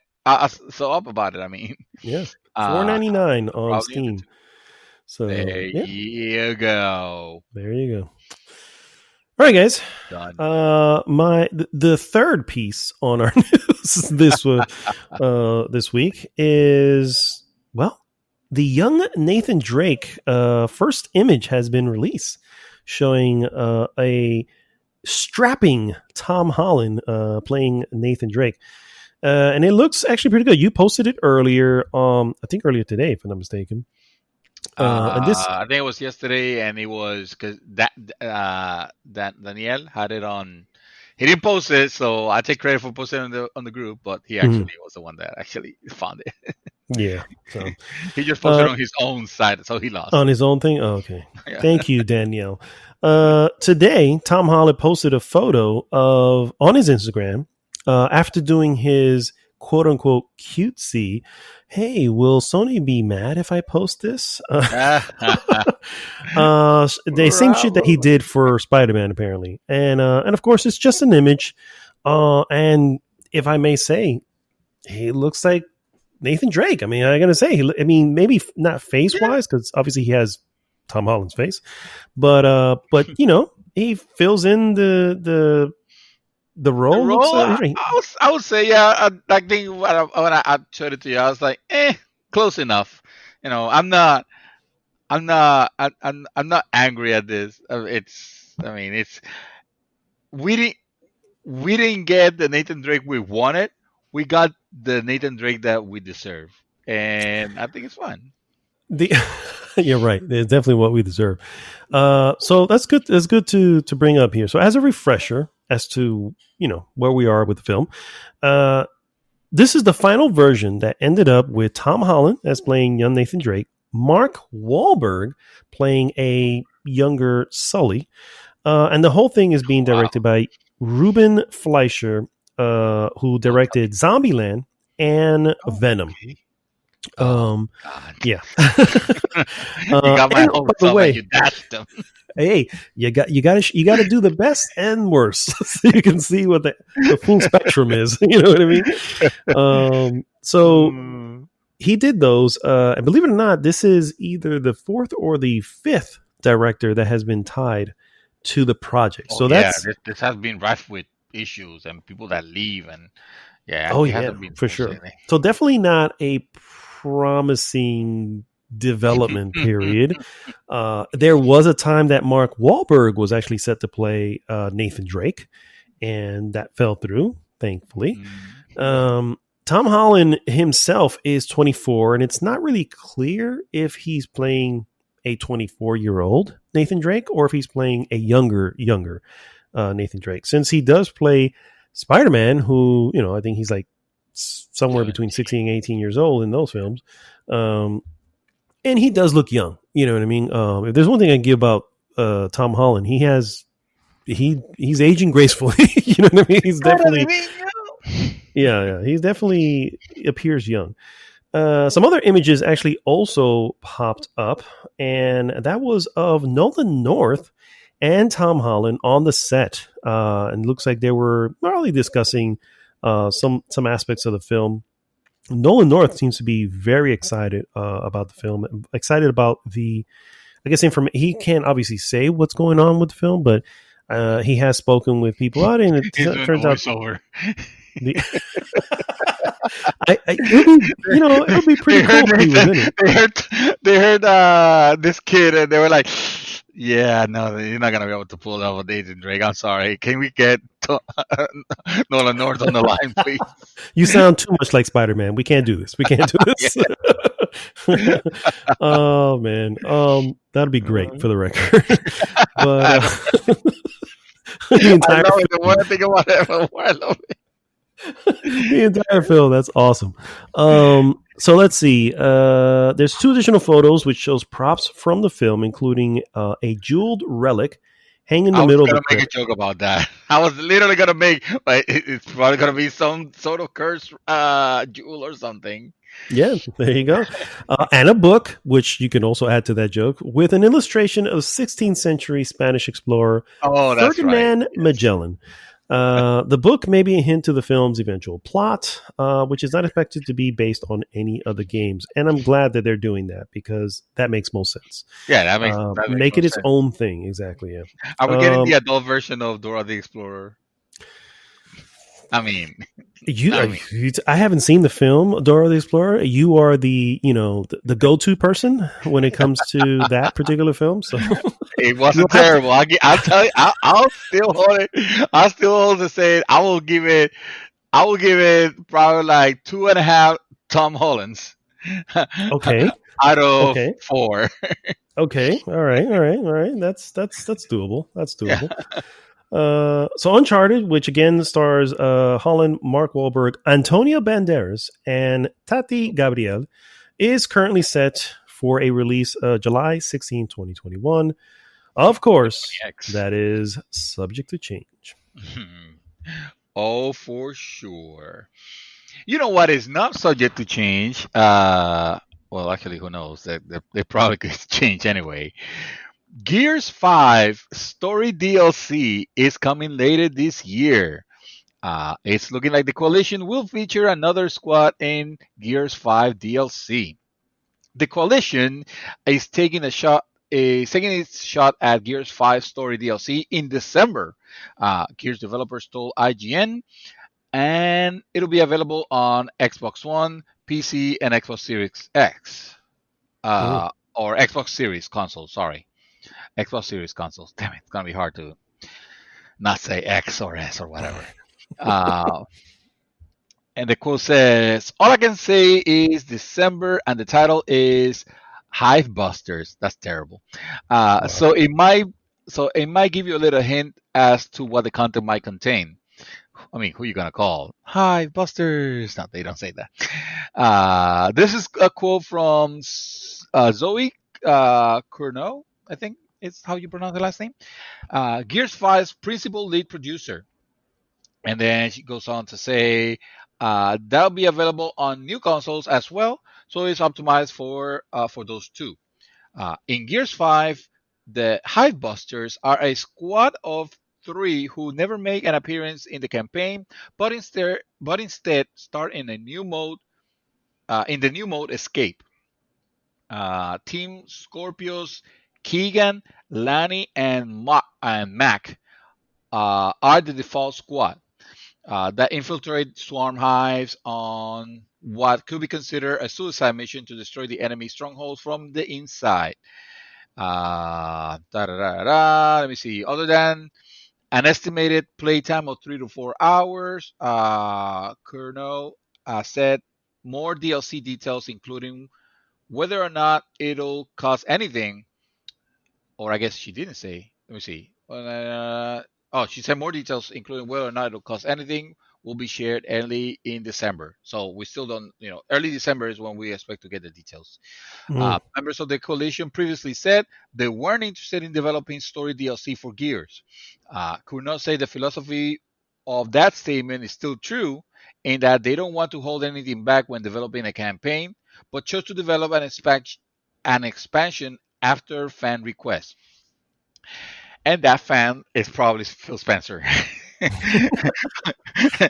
Who is thinking there's we have we don't have Halo anymore, we don't have a major thing, and Gears 5 is already out, so we kind of already popped that one a little early, so well, let's just bring some more DLC, let's get people to come back to Gears so they can play it on their new Xbox Series. uh Whatever, man. Gears 5, I didn't think it was the best Gears. I thought it was fine. Unfortunately, I did not like the un kind of felt like not completely committed open world, section of it. But again, it wasn't a it wasn't a deal breaker or anything. It was still a fine game. So I will probably be looking at this and playing a little bit more Gears because A why little not? more. I Okay. like it. You probably could too. Uh, I Nah, mean, I don't know about that. you're not getting the S. I mean, I with am getting the S. Yeah, yeah, yeah. I'm getting the well, S, and but I don't and know if obviously I'm for not. Game Pass, And so I you get it guess, yeah, I guess that's yeah. for I guess free. it'll be there. Hello. I mean, Yeah. why not? It's Gears is a good game. All right, it's Gears. All right, don't be, I don't be such will a be stickler. I'll be the first to say I remember playing Gears 2. I think it was Gears 2. And I enjoyed it for what it was. I think I played it co-op and it was like couch co-op. If I remember Oh, correctly. I And mean, you had so it was good and not good because it was good because it's fun to play co-op, but not so good because it was probably split screen. it was, yeah, obviously it had to be So split because yeah, we were that couch. it had to be. So yeah, no, Yeah. you didn't have the full experience then. Wait I until we mean, play it together and we tackle some hives. oh man. Well, Whatever. I It's guess we free. can try. It's free on Game Pass. Yeah, exactly. It's already So part of it. So, why not? Yeah. my next piece, guys. I generally don't like including stuff like this because I'm never a huge fan of. I'm not a huge fan. Let me say, I'm not a fan. Not huge or small, whatever. I'm not a fan of what can be conceived as pandering. And so because of that, normally I try to avoid stuff like that. But I tuned in a little bit to some of this, and I was like, there was a little bit of there was a sense of genuine joy. You know what I mean? I was just like, okay, I kind of can see it. So, um, AOC, apparently, for those don't know who AOC, Alexandria Ocasio Cortez, which is the Ah, New York Congresswoman. AOC yeah. recently had an Among Us live stream, and A it live stream has, Among Us, you might say. yeah, exactly. And it has quickly become one of the biggest Twitch streams ever. And so this was on Tuesday night, and she streamed a video game Among Us with popular streamers including Pokimane, Hasben Abi, Jap, Septic Eye, and Dr. Lupo. For those people who know who those people are, Yeah. as well as fellow U.S. House Representative, Ilan Omar. The 3 hour stream was a massive success, pulling in some huge viewership Wow. numbers as the politician encouraged viewers to go out and vote.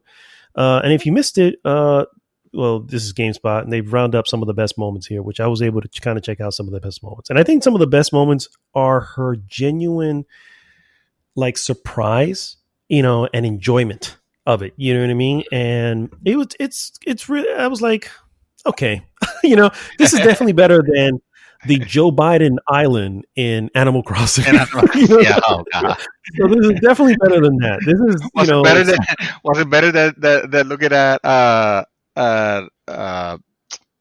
signs of for the Obama campaign For the while you were Obama, yeah. playing. Yeah, while you were playing. Yeah. What's that game? Burnout Burnout? Paradise. I was gonna say I thought it was a Forza, but yeah, yeah. Okay, Burnout. Yeah, No, okay. Burnout Paradise, and you will see the signs everywhere for all the Obama campaigns. Like, really, seriously, guys, Yeah. I'm trying to escape this shit.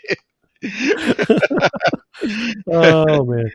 So That was this great. is it's very interesting. I would recommend if you're into Among Us, you probably already seen the fucking stream, but and you're into watching streams, you probably already seen it. I definitely recommend just catching some highlights. I So think you'll find them enjoyable. Huh? she beat when Drake was streaming with Ninja. The yeah when Ninja so actually they have a compare for compare so here we go just to kind of give you some numbers here. The AOC stream alone reached a peak of over 430,000 concurrent viewers, which on its own makes it the biggest close to the biggest Twitch stream in history. Wow. Combining that with the streaming figures for Pokimane and where everybody else had kind of joined in, the numbers climbed significantly, likely topping over 700,000. Wow. For comparison's sake, the Ninja Drake live stream of Fortnite back in 2018 pulled in more than 600,000 viewers. So, which at that point set a record. Oh, So, record, yeah. so yeah, it's pretty Damn. cool. She has some funny lines when she she realizes that she has to be the person killing. She's no, I don't want to kill anybody. So she has some really cool, genuine moments, guys. I mean, like I said, I generally don't like stuff like this. It just kind of, it was, That was it's an the endearing most, moment, yeah, and it was an endearing moment where, you see a representative yeah, who is an active representative. She is out there. I mean, regardless of how you feel about her politics, you gotta love her her passion. she is very tenacious. Oh What I yeah, mean, she's just out there all the time and always studying and getting information together. yeah, And when she has a an argument to make, she can make the fucking argument. You know what I mean? And so it's really cool. And then to see, take a moment to do this, and obviously she's out there trying to get people to vote. That was the whole point of it, to get that, go out and vote. Obviously she's Democrat, so clearly she's, leaning on that side. It is what it is. But the main message is, regardless where you're at, you definitely want to go vote. yeah, yeah. Something I did want to throw in, which I just found out, this is an article, so it's kind of breaking news from about an hour ago. From Oh, Forbes, better that's kind of be. connected to this. 72 hours ago, more than 500,000 people were watching AOC play a video game called Among Us, something a bit like a souped-up extraterrestrial game of Clue. The Democratic Congresswoman has set up a Twitch stream recruiting several popular influencers and had the double purpose, so obviously regarding going out to vote and the campaign rally for Joe Biden. It was a hit, receiving widespread attention and praise, even drawing some bong hit thinking about whether AOC had shine a light on the future of politics and community organizing.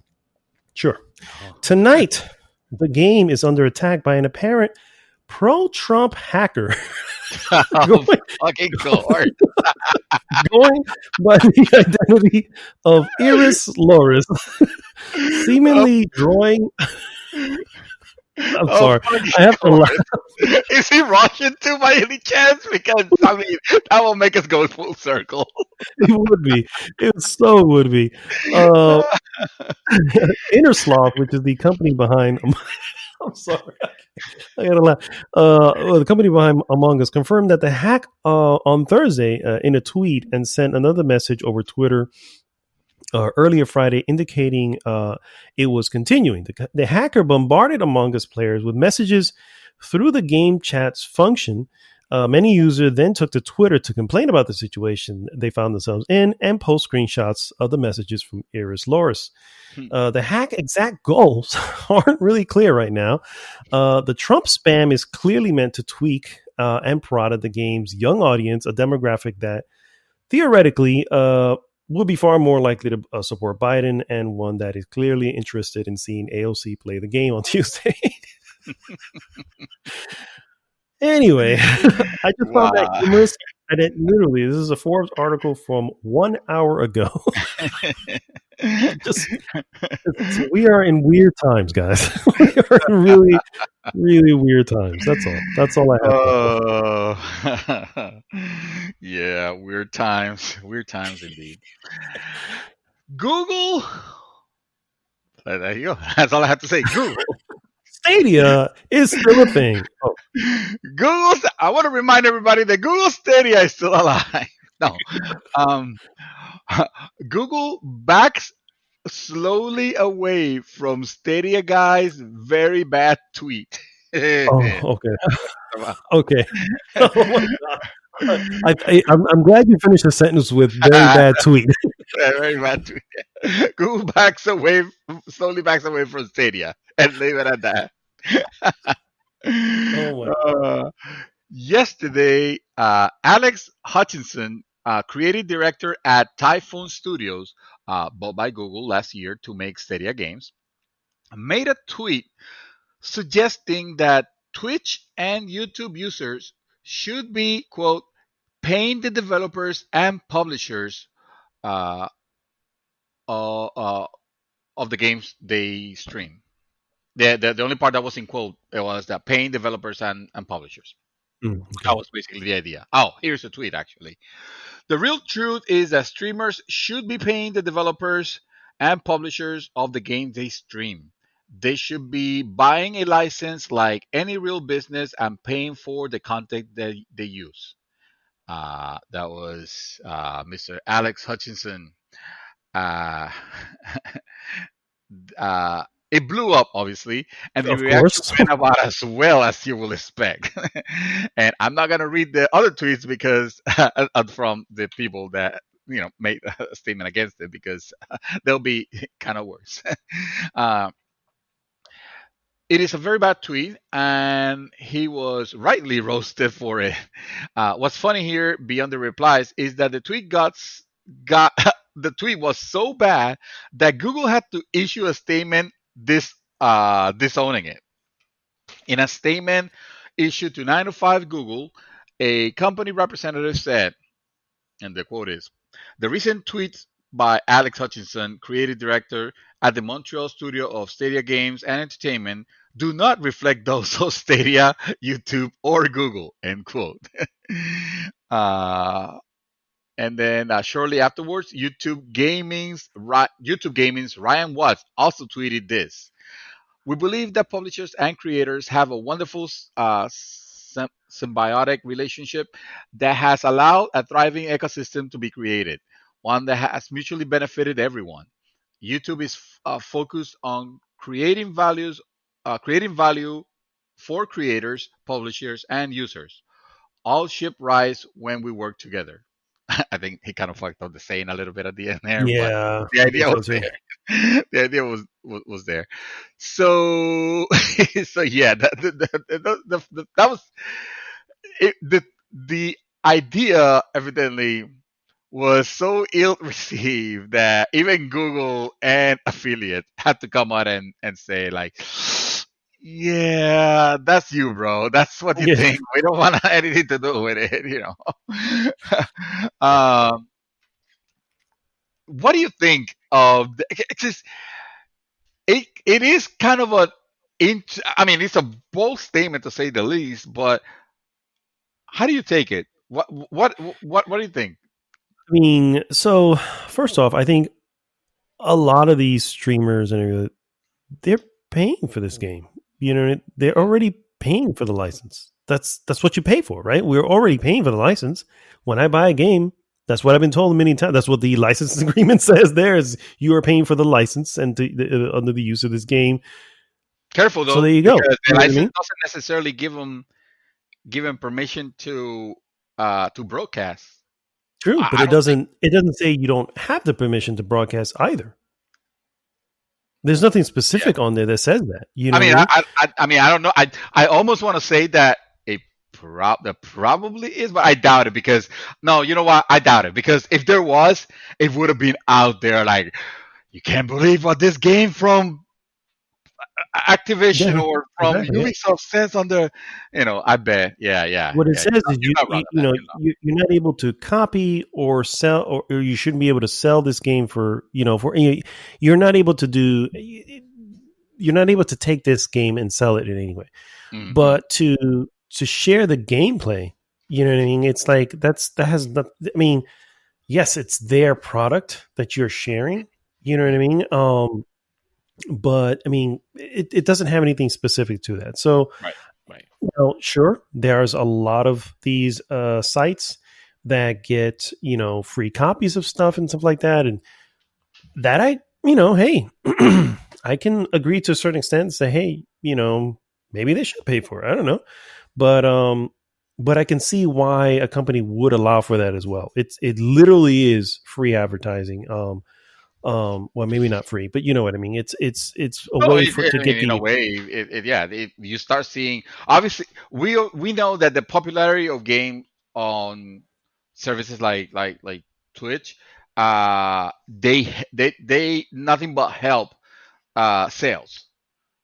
That's why a lot of people see, or a lot of companies see how well their game does by how much coverage does it have on Twitch. Like how many people are even streaming, about Anthem, to give an example, Mhm. or stuff like that.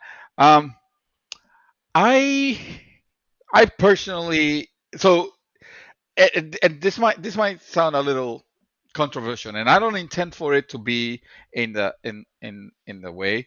I'm not saying that I agree with this 100%, because I don't. Uh, and honest, and I have never cared much for the idea of like licenses and royalties and shit like that, because it's like, come on, we're not living on the fucking medieval times. It's like that idea of royalties and shit. It's kind of ridiculous. Set a price, but whatever. I'm no expert. I'm no expert. I don't know if that would break the economy suddenly if it disappear or whatnot.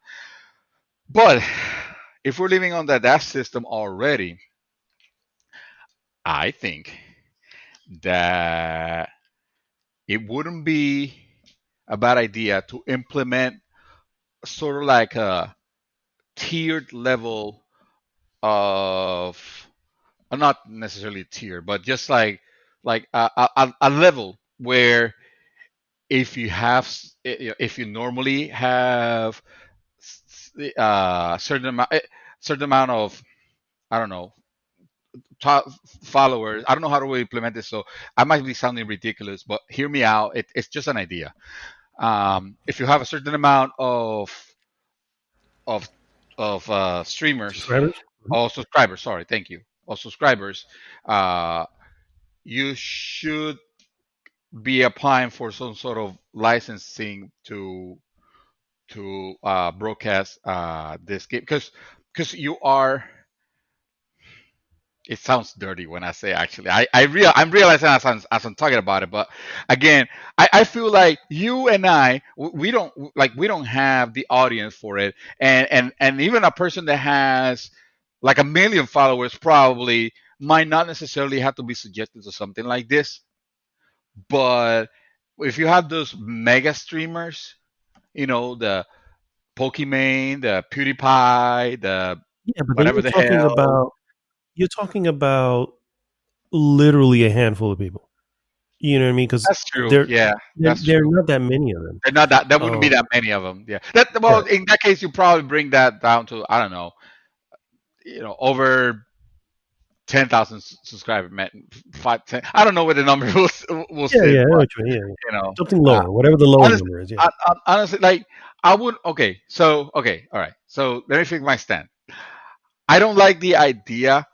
If something like that were implemented, I wouldn't necessarily be opposed, because especially if they're looking for revenue for the game, I'd rather have the people that are already making money pay that tax rather than us that we just paid the money money once, and now you know we're being we are gated from gameplay with microtransactions and loot boxes and shit like that. I always look for that side of things.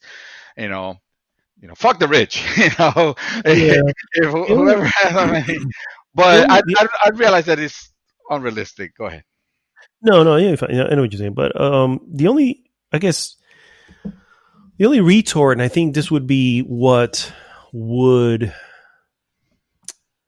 what would be the argument that a lot of streamers will have, and a lot of streamers do have, is that they're not making. How do I say this? They're not actually the good streamers. Mhm. They're not benefiting from the game itself. They're benefiting from the personality that they've made, because that's what people come back generally to watch. It's the personality behind watching them play this particular game. The game is the game. You know, I mean, sure, it'll be Mhm. just a different game, but But without a it's game, just there wouldn't be. I mean, what would it be? A talk show? They have it. to show I mean, something. They have to be the playing something. no, I know, but what I'm saying is Not always, but that's what they're earning their money with, mhm. not particularly the game. You know what I'm saying? That's Yeah, is yeah, because I think when you really look at the top streamers, it's that persona that they've made that people come back to see. You know what I yeah, mean? That's the reason. Yes, they're playing the best games, and that's obvious. And when there's a new game, they want to be on top of it with the newest game. yeah, But they can see anybody, right? Because you can see anybody on Twitch. Twitch has a bit. We have a Twitch. You know, everybody yeah, has at this point who plays game has probably a Twitch account. You know what I mean? And hey, they can play the exact same game that PewDiePie's playing, but they don't tune into you. Why? mhm, Because they want to see the personality that they enjoy seeing. yeah, So that would be the only retort that I think any of these streamers would have is like, yeah, we're not making money from the game itself. We're making money from the persona we've created by playing your game. And we don't yeah, have to play your game. We can play somebody else's game.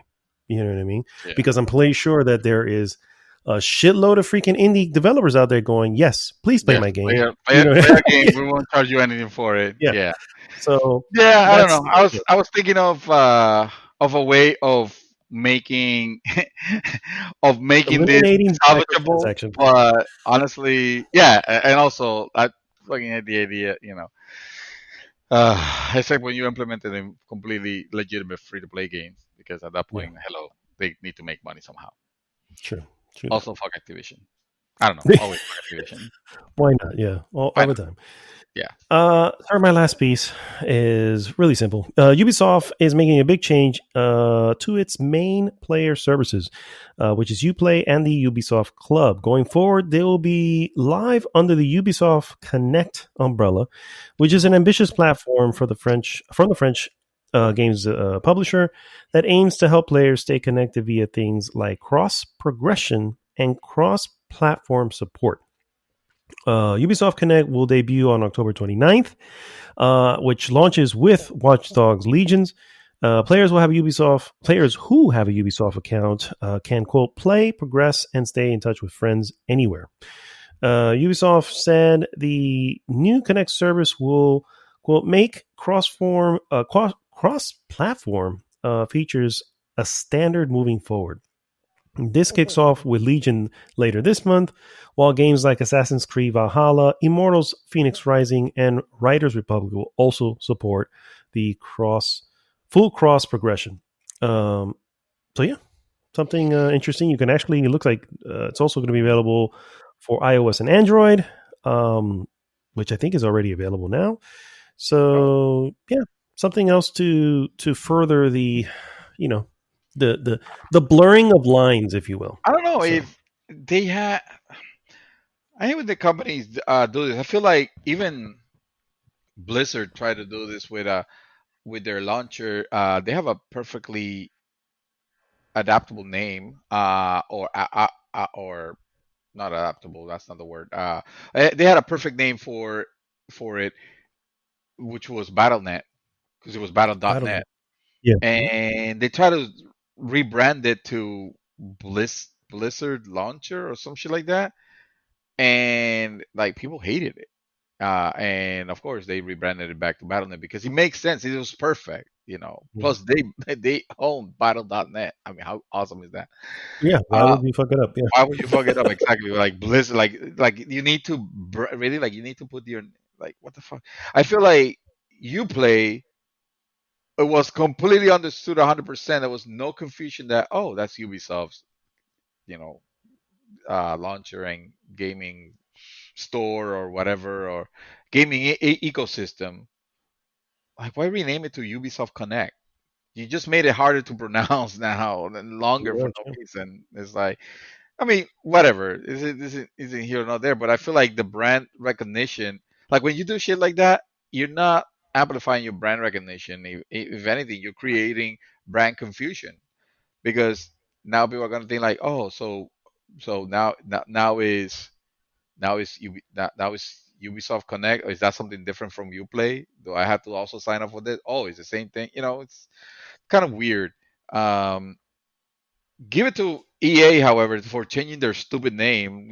Like EA Origin. Like, what the hell Yeah. is that? Right. Origins was the name of the studio that you closed and killed, that you murdered, and now you're using the carcass of the name for your stupid store platform, whatever.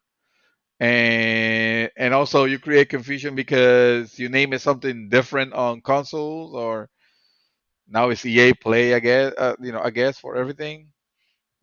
Thank goodness. Hmm. Anyway, bro, EA sucks. You know why? You know why it sucks? I Because mean, they're no Activision, but sure. oh no, no, they're not. I mean, fuck Activision. Remember, that's the slogan. That's GG's slogan. GG, fuck Activision. But speaking of EA, they got hit with a class action lawsuit in Canada over loot boxes usage. Way! And an angel got its wings. A class action lawsuit has been filed against EA in Canada, accusing the publisher of breaching the country's criminal code by including Oh, loot boxes in its games. As spotted by gaming and esports law blog, the Patch Notes, the lawsuit was filed on September 30th of 2020 by Mark Sutherland and Sean Moore, residents based in Ontario and British Columbia, respectively, who claim that EA has been operating an illegal gambling system by selling the stop me if you heard this an illegal gambling system uh, by selling loot boxes in franchises like Madden, FIFA, NHL, NBA Live, Mass Effect, Battlefield, and more. Uh, in other words, pretty much on every game that is not uh, Star Wars Squadron and every, Jedi Fallen Order.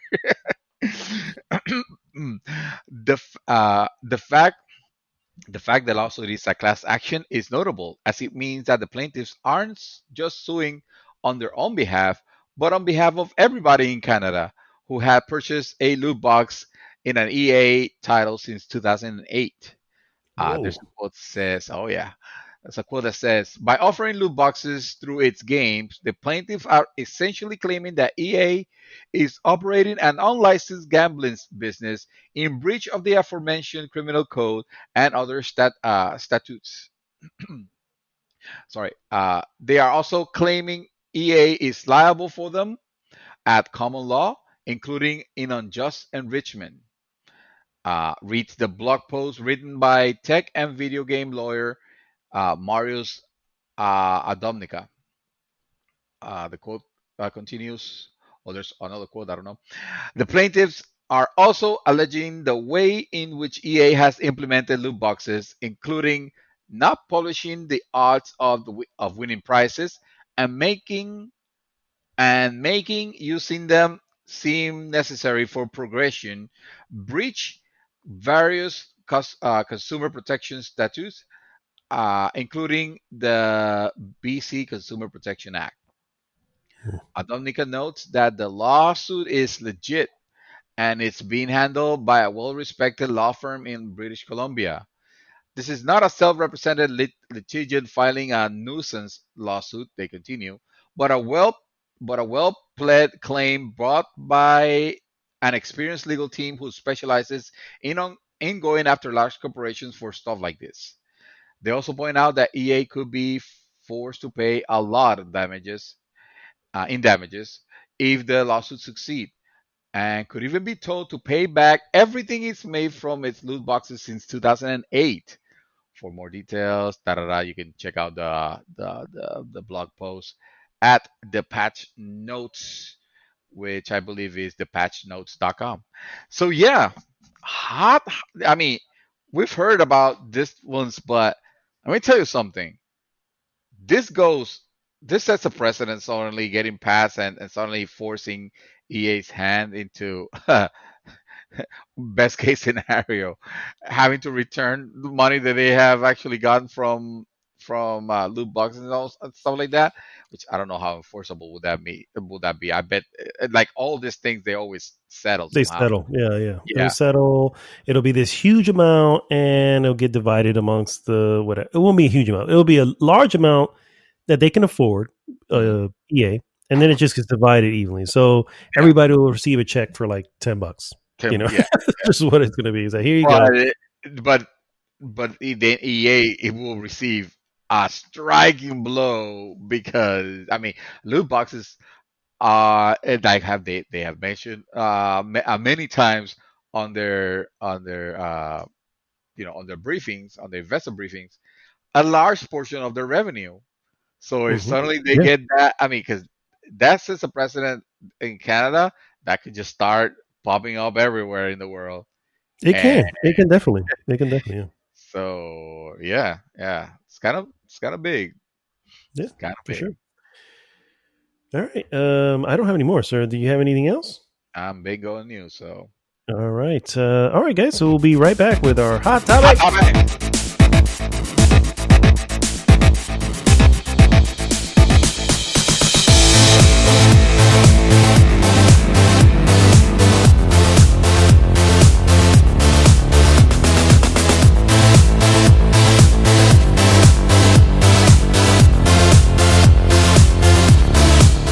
And it is now time for our hot topic of the week. Hot topic. Yes, Not even that hot. It's a little more like a lukewarm topic.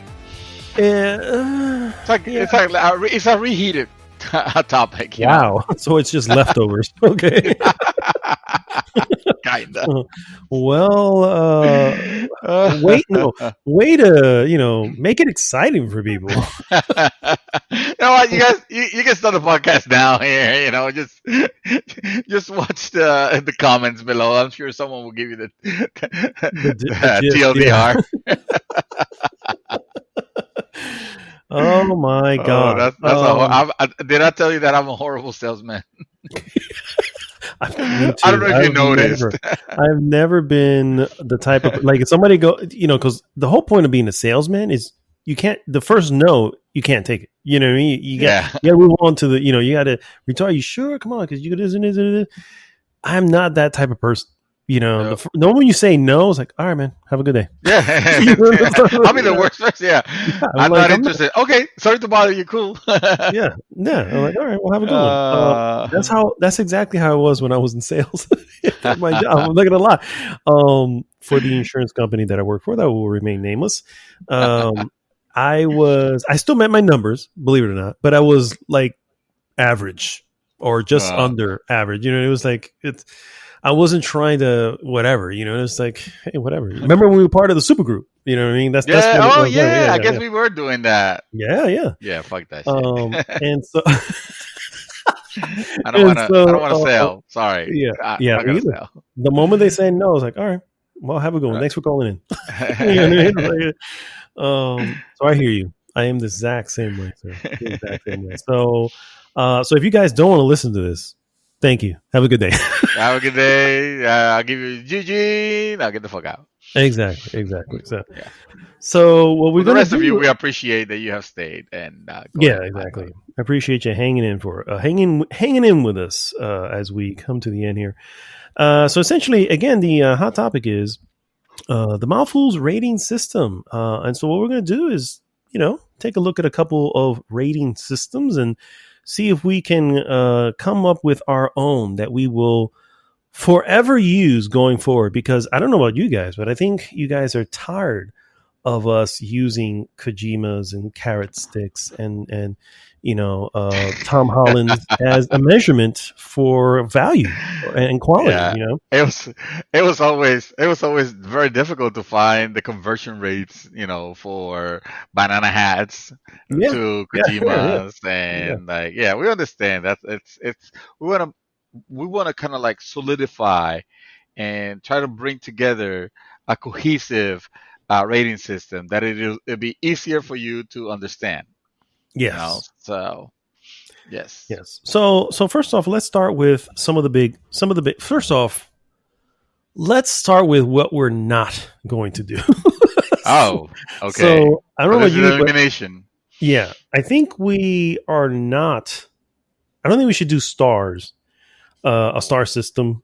You know, Too cliche, and it, also doesn't. yeah, And I feel like it doesn't leave enough nuance to describe. correct. Because suddenly you're left with a, or this game is a 3 point. This game is a 3 stars. Out of 5, and then you're like, okay, so what you're saying is okay, yeah, and then there might be some other cases where, yeah, this is only a 3 stars, Yeah, so it's okay. No, it's actually it's bad. It's like, okay, so it's not a 3 star. there is. It's okay, and then there's it's That's okay. okay. Yeah, you know what I mean? Exactly. So it's two different. Yeah, I agree, 100%. Yeah, yeah, You yeah, know what yeah. I mean? So that eliminates And the 1 to 5 system then altogether. I think so. Although I've always been a fan of the 1 to 5 system. Like Netflix had a a great. I don't know if it was a star system. It was definitely a rating. I think it was a star system, and it was maybe it was star. I don't know, but it was a number system that was up to 5. But it wasn't even like that. You would rate it based on 5 was you loved it. Uh, Uh, 4 was you really liked it. 3 was you liked it. 2 was you didn't like it, and 1 was you hated it. You know what I mean? And I was like, man, that makes sense. You know, and I was like, that's a cool way of doing it. And Netflix have really screwed the pooch on this because now they went through the thumbs up, thumb down thing. So you only have you like it or which you is don't. even more confusing and abstract. Yeah, because before it would start suggest based on I was rating a lot of shit in Netflix, and based on that, it was able to kind of figure out based on what you've liked and really liked and loved. Hey, here, check this film out. You know what I mean? And when it did, 9 out of 10 times, I was like, okay, it kind of, and it would even give me it's what it thought I would like, or Yeah, rather, what it thought I would say about it. Like I said, yeah. we think you're gonna like this one. We think you're gonna really like this one. I was like, okay. So I started watching a lot of the really whatever, and yeah, they were pretty solid stuff. So, but yeah, I think that's too Yeah, narrow, maybe a little bit. You yeah, know what I mean? So, yeah. and yes, that's 5 stars. So we're definitely removing 10 star. I don't know if you know, but IMDb has a 10 star rating system. I'm like 10 stars. 10 All stars. right, then let's just change that. That's easy. Let's change the rating a bit, just a little bit, and we just rated them in G's. How many G's will you give it? How People will many say that the G's? standard, if you give it 2 G's, it's a perfect score. Yeah, like 2 thumbs up, right? Yeah, that's exactly what it is. Oh, Yeah, there you go. Fixed. All right. done. Done. All All right, right. Well, guys. that was easy. Have a All good right, day. guys. See you guys next week. Yay! Oh God, that is even worse to be honest with you. But It all is. right. So I think you can agree. We're going to take out the. Remember XPlay? I think XPlay had a star system. X-Play had, yes. And Well, yes. Oh, yeah, you're right. You're they right. would give like a 4 out of 5. Four. Yeah, that's right. Yeah, yeah. That's right. So All right. yeah. So no, we don't want that. So we're not rating in Morgan in Morgan Webs then. I would hope not. Okay. All I right. would How hope not. about in Morgan Freeman? Uh, Can we rate in Morgan Freeman? I would say I would prefer rating it in Giovanni's. In Giovanni's? How many how No, many Giovanni's do no. you give this? I think that should be left for like an award. You give it you give it the The Sparrow Wolf, Golden Giovanni. the Golden Sparrow Wolf. You know that's like that's the badass seal of approval right there. I like it. I like it. The Golden Yeah, Sparrow. So we'll write that down as an award yeah, there you go. Yeah. to give sometime through the year. I can already think of a few games I played this year that I can give the What Golden Sparrow Wolf. the Golden Sparrow Wolf? Yeah. All right. I took the liberty of looking up a few of the gaming websites to see how they did it, and there's a few I kind of also want to avoid. I'm just saying, and I hope you agree. I mean, you tell me if you do, you don't. I don't know. All right. PC Gamer does their reviews, and they have no, you don't remember? Oh yeah, the 100, the 100 Yeah. saying it right. Is it? Yeah, no, that's too fucking. They use 100-point scoring system, expressed as percentages. Yeah. And then, of course, they have their, a couple of interesting ones like from 10 to 19%. You might find one thing nice about this, but it's not worth anyone's time or money. And then, of course, they give you a couple of examples: Shell Shock, Nom 67, Hooters, The Road Trip, games I've never even heard Wow. of. Probably because they're PC games. Yeah. Aliens Colonial Marines fall within their 40 to 49%. That deserves a Sparrow Wolf seal of approval right there. Ooh. You think so? Oh, God. Let's see. So that's, I think we would want to avoid 100 I would points. say, yeah, no, well, I don't have a, I don't have a problem with because in reality that's a decimal point system, right? It's extended to like 100 when it'll be like saying, oh, this game is an 85. It's the same as saying, well, this game is an 8.5. It doesn't need to be that. Yeah. Yeah, it doesn't need to be that extraneous of, well, this game Granular. is a 79, which, to be fair, I think Metacritic itself uses that, but that's when they're already aggregating all the scores, which is gotta be a Exactly, freaking which kind nightmare.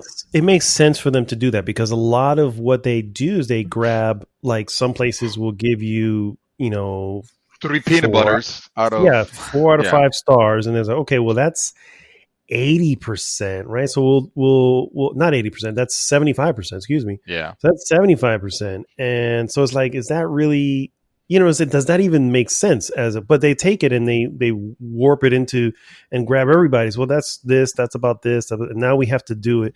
And they try to give you the most granular number.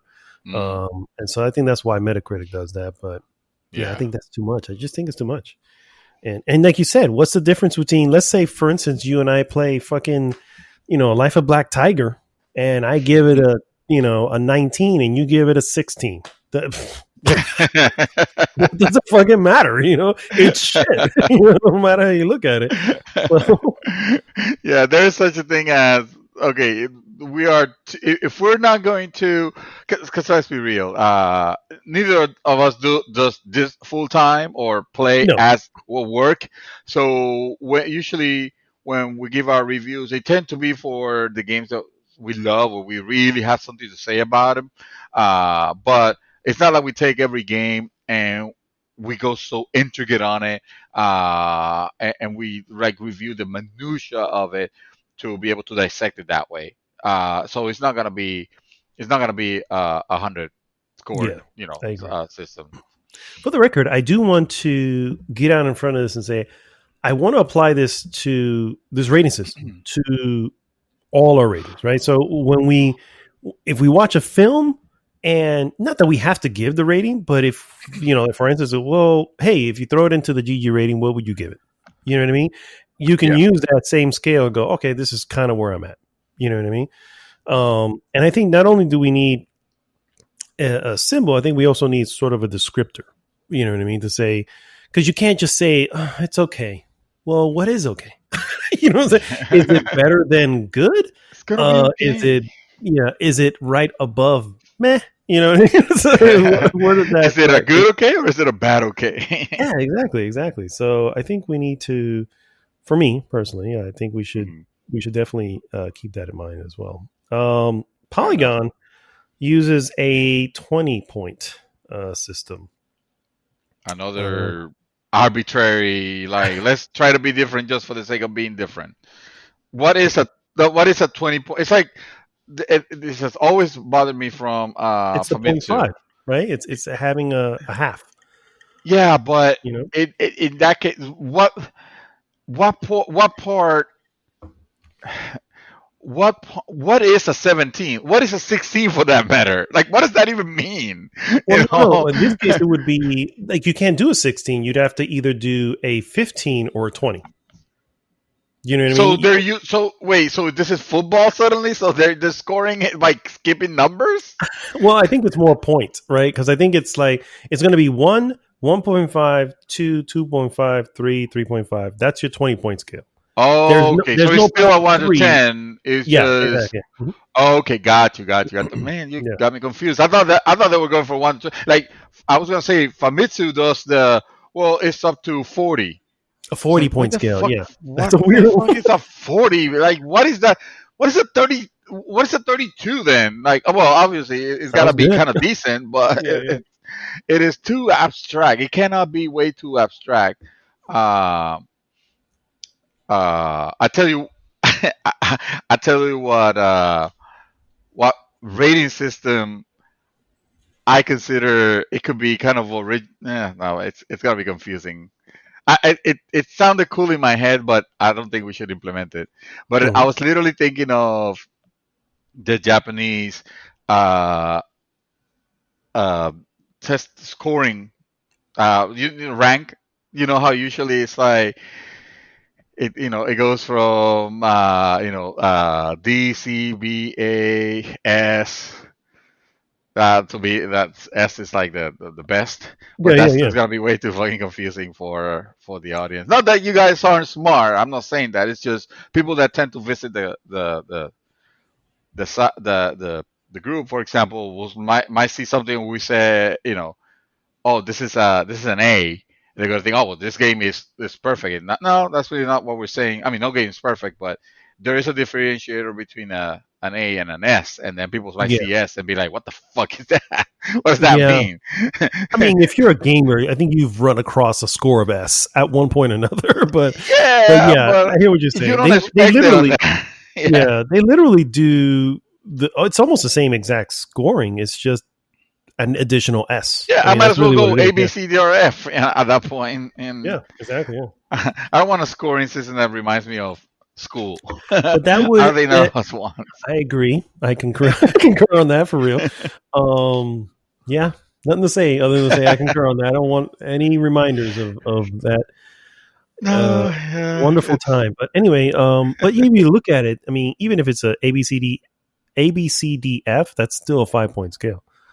that is So still up. That's right. and if you want, you can make it a 10-point by adding the minuses. Is that really How what we're about doing?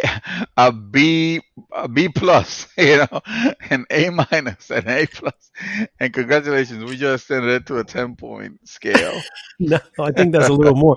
I think now we're at I think that's a 15, right? Because you have F minus, F uh, plus. Who the hell ever gets an F plus for the F record? But plus, anyway, F plus. I don't think That's anybody will like ever earn an F participation. plus. It's like, well, you tried. Good attempt, but you Good failed anyway. attempt. Yeah, you failed Um, exactly. Like I wouldn't give like Life of Black Tiger will be the quintessential example of an F minus. I You agree. know, it's like I yeah, agree. there's nothing here. That is, it's well. I mean, if we're going Of to be course, technical, the game is not broken. You know what I it, mean? And I feel like that's you have arguable when you see. no, because it doesn't it runs. It Okay, well, actually, you know what I mean? So I that's guess a that would plus be an then. F plus, yeah, or An at F least an minus F, will be a will solid be F, uh a broken game. what's that? What was that game? Worst game of all time. The ET. truck game. No, because E3 was still it still ran. That's true. Um, That's true. it was it was a truck game Batman on Forever. PC. Oh,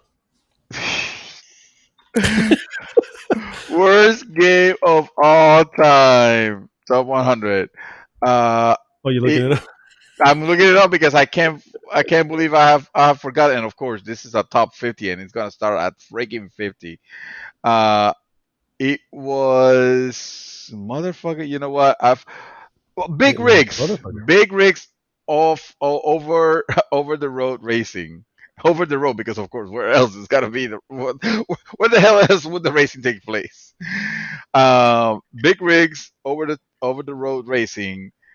It's a game that it is legendarily bad, and on the pantheon of bad games, and believe me, ET is definitely there, and uh, and so is the unholy trilogy of of Zelda games that came out for the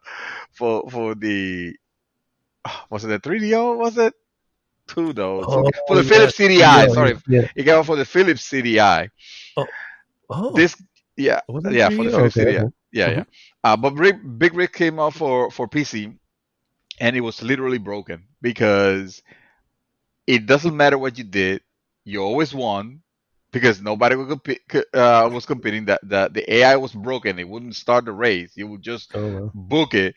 You could clip over every obstacle. There was no collision detection on anything whatsoever. You could just go hug wild in this thing. The graphics were god awful, vomit inducing shit. Now I'm talking like the angry video game nerd. Uh, the you could go in reverse at warp speed, like from 0 to warp speed, and I mean, like it'll break the tachometer and go over and over and over and over backwards, and the screen will start going crazy, and as soon as you release the back button, uh, the truck will stop on a dime, like full stop. From warp speed to full stop, and it was so ridiculous that yeah, it is That's a the broken. Yeah, yeah, literal yeah. broken F minus game.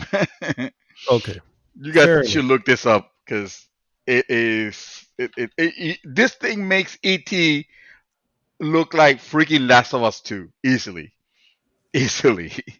That's how bad it is. Wow. And yes, I said it. I know. I mean, I hey, know. I fair enough. said it. Fair enough.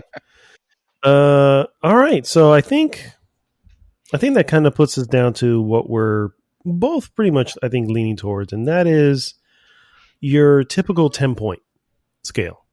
You know what I mean? No? You want something else? You know what I was thinking? Okay. You know what rating No system numbers I though. Oh, no, okay.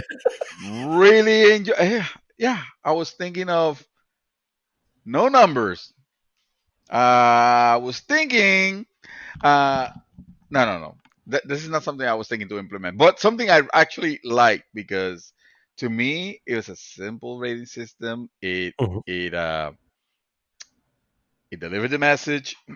It was actually based on a kind of a five point scale, but because it was not arbitrarily a number, just an empty number without definition, I Mhm. feel like it was a more explicit, uh, also more explicit scale. It Okay. actually it actually makes sense. The But definition. it's Let me not a see. 5 point. Okay. Um, and that, my friends, is you remember the old Game Pro game rating system where it was at first it was just faces, and the faces went from like Yeah, yeah, sleeping when it was a terrible to like awake but disinterested when it was a yeah. 2 to a smiling when it was a 3, when it was happy when it was a 4, And when it was an excited, when it was a 5, like the faces will be like that. Yeah, yeah. Well, the difference uh, was, let me see, because the difference there, let me see, that's one, that is a 9 point scale. If well, you've yeah, ever no. heard of it. At first, The difference because was at you first had it was the, 1.5, but they extended it because they started adding the thumb. It'll the be thumbs like up. the Yeah, yeah. sleeping face, but the sleeping face with the thumbs up, which Hmm. that kind of makes no sense. That's that's the F plus to me. you know, no, but you're right. It's actually it was like a 9 point scale because there was no 10 plus. Basically, there was a 10. Yeah, your 5.0, Basically. your 5.0 was the, but should there be a 10? Well, in this case, it wasn't a 10 plus, it was a 5 plus. 5.0 was the Right. That's highest, true. Yeah, yeah, and yeah. there was no A 5 plus. five. Yeah, there was no 5 plus. Yeah, yeah, yeah. That's what I meant to So, say. So um, the breakdown was uh 5 was an outstanding game. Notice how they didn't call it perfect, and I like that because you could have outstanding game experiences that are not necessarily perfect, but you will still like highly 100% recommend. Like, yes, you should play this. This is outstanding. Um, that was the 5.0. The 4.0 was great job. This is a great game. The 3 was good job. This game is good. So there's no thinking of, well, is 3 bad? Is it a bad 3 or is it good? No, a 3 was, hey, this game is good. You should play it. You know, and then it actually went into a 2. Well, this game could be better. It doesn't terribly suck, but it could definitely it's not great. It's not good. Actually, is what it's trying to say. Could be better. And then one a 1.0 was wake me up when it's over, and I love that. That was okay. This game is crap. This game is not worth our time. We probably wouldn't be playing those games, but we will be advising when we see them. yeah, Uh, I kind of like that. I kind of like that because the reality is, so keep in mind, like I said, we're going to apply this to everything. But the right. reality is, we're generally going to, you and I, right? Because we don't, well, you, I, and of course, our fellow co-host, I mean, Chaos. fuck it. We, Why limit it to us? I mean, people. Our group is about having the opinions of the opinions out there, and if somebody wants to express it with that'd be awesome. If it could get no, adopted no, suddenly. but yeah, no, definitely for sure. What I'm trying to say is that we generally will stick with stuff we're not going to play everything. We're not going to watch everything. Right, We're going right, to true. watch what we think is going to be good, and we're going to play Yeah. what we think is going to be good. So this is a great scale for us because it plays to that mindset, to the point where we're never going to play, unless of course I lose a bet or one of us loses a bet. We're never really going to play a game like the Black Tiger game, A Life of Black Tiger, right? Yeah. We're not going to Yeah. play that because we're not purposely play it. That's what I'm trying to say. I don't know, And man. I so have you. I have you queued up for the Quiet Man in the next bet that we make that you lose. That's gonna be oh your next oh, one. we say that, but you got Rambo the movie game coming, my friend. Rambo the movie, the game. That's Holy yours, shit! my friend. Oh my Little do you know. god! That's awesome, So I man. like this. Great. I like it. All right, so let's move this over here. Let's move this to the scale. All right. That's The a buff. very good. Now this is a 9 point. Do you want to add a 0.5 for any reason and just avoid at all costs type of thing, Not or not not necessarily because I feel okay? it's. I mean, So we'll keep it it's. at the I 9 point. I like wording it. We're not gonna have the pictures because that's Nope. copywritten, and also we don't want to plagiarize. But there's numbers. Turns out there's just some. I don't think you can copyright numbers. But anyway, No, but uh, we're not gonna do the pictures. Although we could do our own pictures, but we can figure out that not later. true. Actually, we can Um, talk to Jason about it. He'll probably be good yeah, there. yeah. But I'm sure he'd be down. I would say if he doesn't make fun of it, it just backfires on us, and suddenly we have no. Anyway, gotta be careful. We love that guy. It can be very shady sometimes. I love you, Jason. Now we have to Uh, call it something different as well, because again, this is Game Pros. We're not going to take Game no, Pros no, no, no, version of no, it.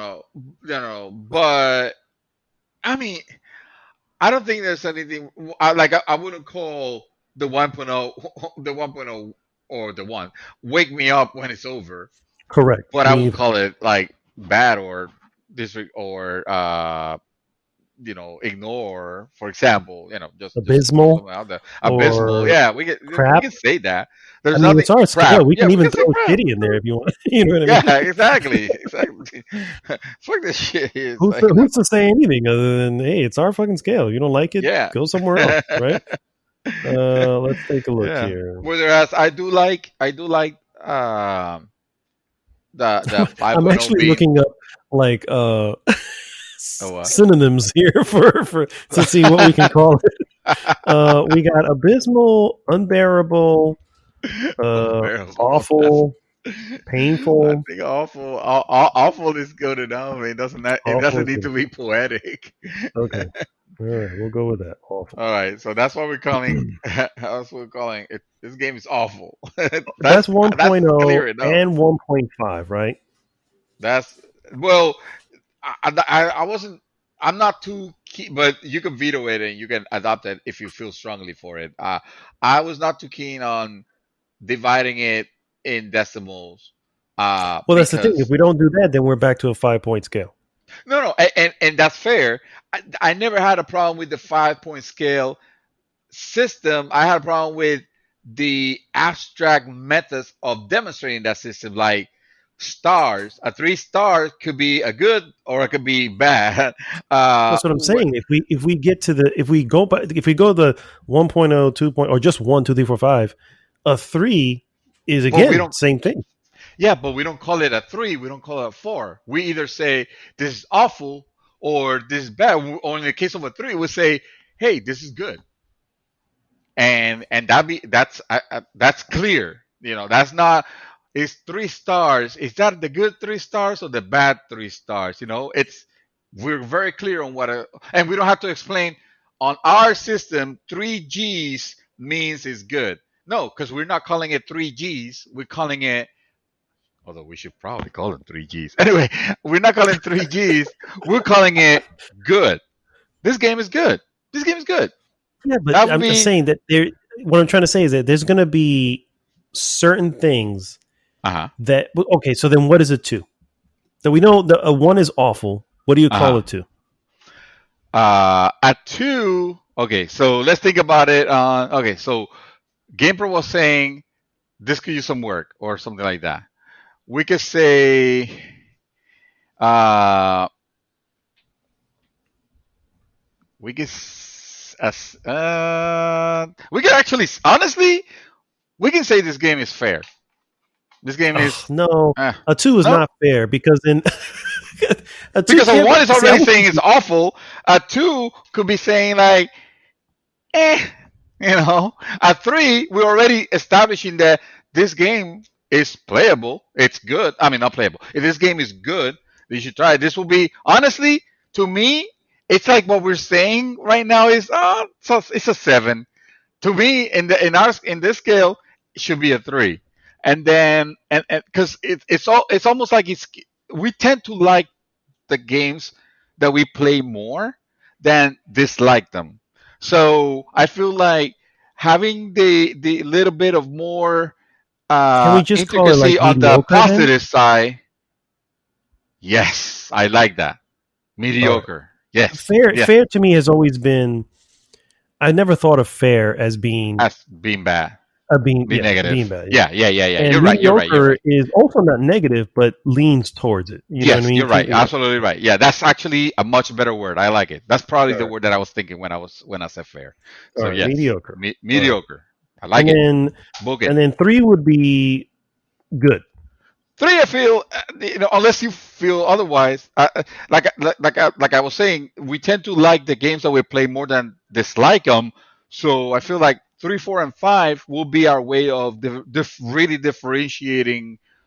Okay, this game is uh I don't know, Judgment, for example, versus, oh, this game is Last of Us 2 or Marvel Spider-Man, you know? Like that would So be our so where way. would you, in the scale that we're looking at, where would you put Marvel Spider-Man? Marvel Spider-Man? Mm-hmm. Shit, Marvel Spider-Man will have to be, to me, that will have to be, that will have to be outstanding. If I'm just giving the first thought without thinking too much of the experience and all that. I do remember having a very good time with that game. That game felt really good to play. Yeah, what am I thinking about? Yeah, of course, that's outstanding. That's I outstanding. But remember it. you see how good I it would is. say it It was, makes me think.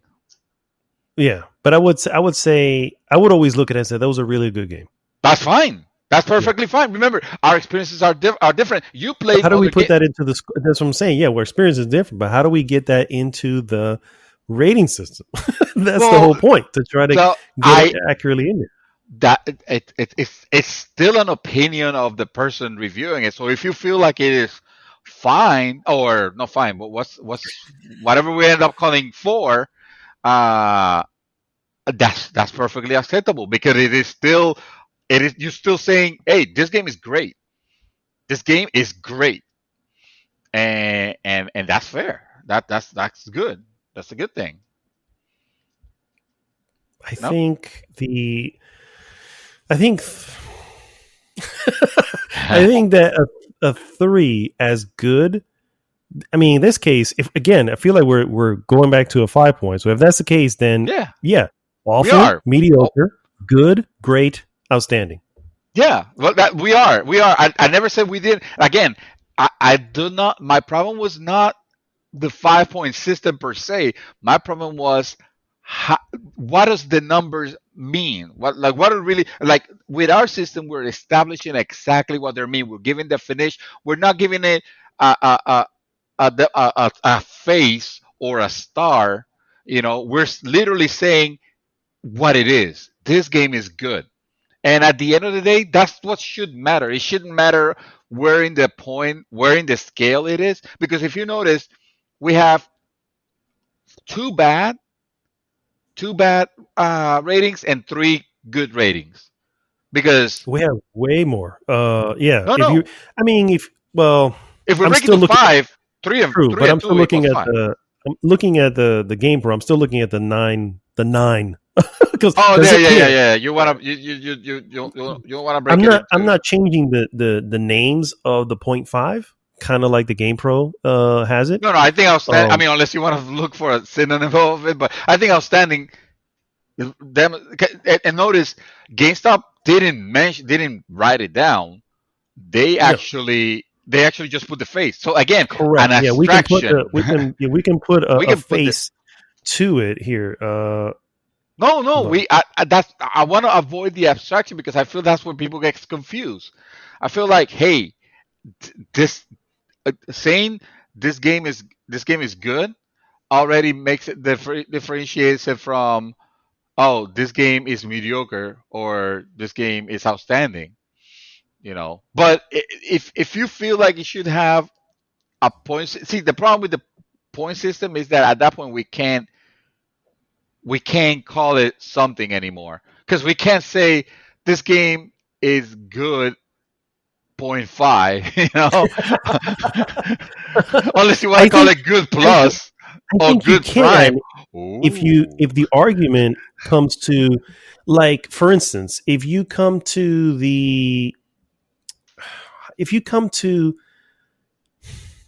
if you come to the game, or whatever it is that you're rating, and you go, you know it was, I mean, if they just would have done this one thing, if they would have fixed this one thing, this would have been a great game. But But it's not. instead is what? But Okay, instead so it's if it's just a not great game. great, So that's what it's I'm saying. At that point, you go, well, a good is three, as per our scale at the moment. This one is just, it's like one step out of being great. But would you lump it together with all the quote unquote good games that you know but what I mean? It's like, but you said it. You said it. If it's not great, it's what? It's good. That's the beauty. We're not. You're still looking at the numbers. I'm looking at the definitions. No, no, no. I'm going by. I know what you're saying about the Yeah. definitions, but not every good game is the same. And that's what I'm trying to say. It's like I feel like there needs to be a little bit of a differentiator, not in each and every thing. Like I said, we could. I just sent you the picture, by the way, if you want to take a look at. Uh, But it doesn't need to have. Like I said, we don't need the point 0.5. One is awful. Point oh, 0.5 is going to be what? yeah. Despicable. You know what I mean? We don't need. We don't need to divide that. you know, but and then maybe we don't even need. I don't know. Maybe we don't even need the 1.5 because in that case, again, a 1 is still just plain awful. I don't know. I think I like what you're saying here. Awful. So here's what we have. We have basically 1.0. I sent you the picture of it, but 1.0, Yeah. 2.0, 3.0, 4.0, and 5.0. And So I you leave want? it at the 5.0 because I'm like, well, again, we're kind of modeling a little bit after the game pro. Is like, well, I kind of want to have the possibility of having something stand out on its own. And while not like it just doesn't fit into great, but it's still really, really good and shouldn't fit into good. Well, that. Well. Okay. So then we go back to making it a thumbs up or a plus, saying good. This game is good But plus. You know, because what else would it be if you make a 3 and a 3.5 and then you divide you call the 3 something and you call the 3.5 something else? That's just gonna be confusing as hell. well, it depends on You what you know, call it. You know what I mean? It's like for instance, a 4 is great. gooder. No, a 4 is great. Well, you have the really, right? A 3.0 is it's good. Uh-huh. A 3.5 it's really good. A 4 is great. A 4.5 it's really great. It's really You know great. what I mean? And then That's not 5 is bad. outstanding. You know what I That's mean? not bad. So we could go.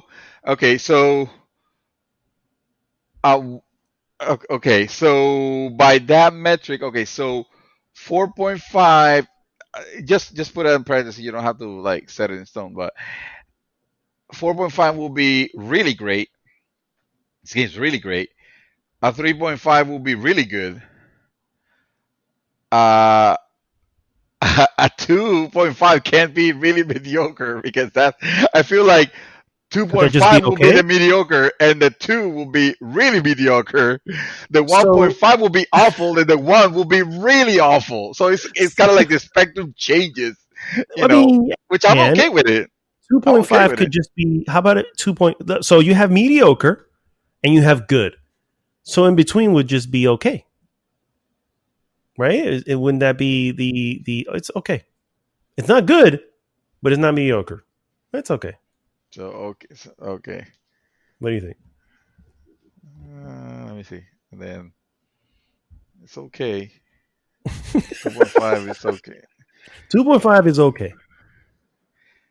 No, I feel like once it's hovering on the realm of twos, there can't be any abstraction So of how about positivism. I feel like this game is mediocre, and then this game is really mediocre. I feel like once it crosses it, okay, so it's almost like three is the middle ground, and then the table turns from 2.5 all the way to 1. So 2.5 will be mediocre, 2.0 will be really mediocre, 1.5 will be awful, 1.0 will be really awful. all right, so why And don't we that's do it. all right, here's what we'll do. You don't like Here it? it I the thought it was oh pretty good. well I was just looking at something. Because it keeps consistency. It keeps the really is there. Like really. How about we move up mediocre to 2.5, right? That's what I'm saying. Mediocre goes in 2.5, and then And then we and then put really mediocre goes into two. so Okay. I was going to say bad. Okay. So then really No, mediocre? that's consistency. It's Mhm. about the consistency. So So so really mediocre really as a 2. mediocre. Yeah, that's a 2. Then make 1.5, make it an awful, which makes sense. It's hovering on Mhm. the 1. It's this game is awful. and then the 1.0 is really awful. I feel like And 1.0 needs to be something like despicable. It's like the worst shit despicable, ever. Yeah, something I don't know, really kind of just like bad, but kind of really like the. awful. Well, then, because remember, we're not divided. I'm just again, I'm just Consistency. thinking I of the got you. consistency Yeah, section I of it got because you. I know the I got you. 5.0 is outstanding, and we don't have really outstanding. Notice that we don't have really outstanding. We just Yeah, have yeah, yeah. outstanding. At that point, Uh, outstanding set speaks for as, itself. but it's Yeah. because it's already a five. You know. Um, Okay. but I like it. I like it. yeah, All right. So here's good. what I have. All 1.0 right. is really awful. 1.5 is awful. Mm, 2.0 is really mediocre. mm. 2.5 is just mediocre. And 3 is good. So that's your baseline, right? That's what you're talking about. Baseline. Baseline is 3.0 yeah right in the middle three. Three is good. is Yeah. good. 3.5 is really good. 4 is great. 4.5 is really great. And then 5 is outstanding. Yeah. Okay. I like it. I like it. And outstanding. I mean, if you want to call it something else, so that people don't think, oh, it looks like too much like game, phenomenal, Okay. whatever. I mean, I Phenomenal? like outstanding. Don't get me wrong. What? Okay. I I Phenomenal? I like. Well, no, no. Sorry. I like outstanding. I tend to use the word phenomenal a lot, but that's just me. Mhm. When something is like or extraordinary. I mean, it's a 5.0, and I can feel that we're not going to be giving out 5.0s often. So it should stand out on No. its own. Yes. Yeah. What's the last 5.0 game that you think you've played? Near Automata, right? Final Fantasy 7 remake. No, even Near Automata. Even Near Automata. If I were to put it on this scale, Mhm. I will honestly have to put it on A 4. a grade. Yeah, a Yeah. four. Okay. Yeah, All right. I will have to sit it there. Okay. Honestly, and I like that because it makes me realize like this is something I believe in that I can actually score it. I don't have to say it's an 8 point, it's an 8.5, it's an 8, or oh, it's a solid 7. No, there's no more of that bullshit because it is now we're saying what it is. You Mm-hmm. know, I Mm-hmm. love that. I love it. Okay. We actually came up with a. I feel like we came up with a good A good score. Yeah. Yeah. system to have for our own. Yes, it was honestly. I mean, there's only so many ways you could do numbers and math and ratings. So I like it though we because we're not. I mean, yes, we're obviously taking this from GamePro, so I get that, but we're also not with the I would with say the current we're current times that we are using a 9 point. We're not at 5 point, we're not at a 10, no, 20, 40, or no, 100. It's yeah. a 9 point scale, even though we're Mm, not really, we're not counting the nine or anything like that, but mm, it's still nine thing. And there is a middle ground. And I like that mm, because nine being odd, you have that one middle line, right? Your baseline at the middle. mm, The mm. game that's just good, you know. Yeah, So yeah, yeah. yeah, I There like have it. been games that I played that are just that are good. I wouldn't give it anything more or anything less than I had a good time with it, There and you go. also notice that it there is a little bit more nuance on the good portion of it because we have like a point more on it. I feel. Yeah, I agree. Yeah. I agree. Yeah. Yeah. All right, guys. Well, there you go. We All have it. The right. mouthful rating scale that we The will mouthful, use. the GG's official rating scale. Wow, I feel Yeah, like we have created something here. yeah. I agree. I agree. And We have we're gonna actually come honestly, together. I'm gonna make it. I'm gonna spruce it up. I don't know if I'm gonna do faces, but I'll do something to so you can have a quick look at the face if you don't want to take a look at the if we happen to No, talk if about it, it or I, whatever. don't, please don't do faces because the moment Oh you do yeah, faces, I'm like thinking now about it it's like obvious that where we took it from. I want to say that we were what is I was it may not be inspired faces. by It could be, yeah, it could be something. you know. I think it's something. I think it's But something. I think it's something. I like 'cause the moment we start making symbols, then we're bringing it back to the star rating system. And my point on this is to make it something that you understand. And the best way to understand is to fucking read it. Yeah. Just Well, know what it is. Now, if you want to make the wordings, you know, have. spruce in them, but that's up to We whichever, can, yeah. I whatever guess we floats your can. boat. Yeah, I guess that works. Yeah. All Yeah. right, guys. Well, again, thanks so much for tuning in. As always, please go to goodgame.rocks, join the conversation there. Like, subscribe, share the podcast with everyone. And so this is Mad Dog signing off for this week, saying there is less than 2 weeks to election. So get your asses out there and fucking vote. Sorry, I don't mean to be vulgar about it, but I'm going to start posting The only way pictures you understand. of a That's the only face. way you guys understand. If you haven't done it by now, and I have, you know. I have But too. yeah, Yeah, absolutely. Yeah. yeah, yeah, yeah. So yeah, get out and vote. And yeah, so again, Mad Dog signing off. Mr. Dream Twister, take us home.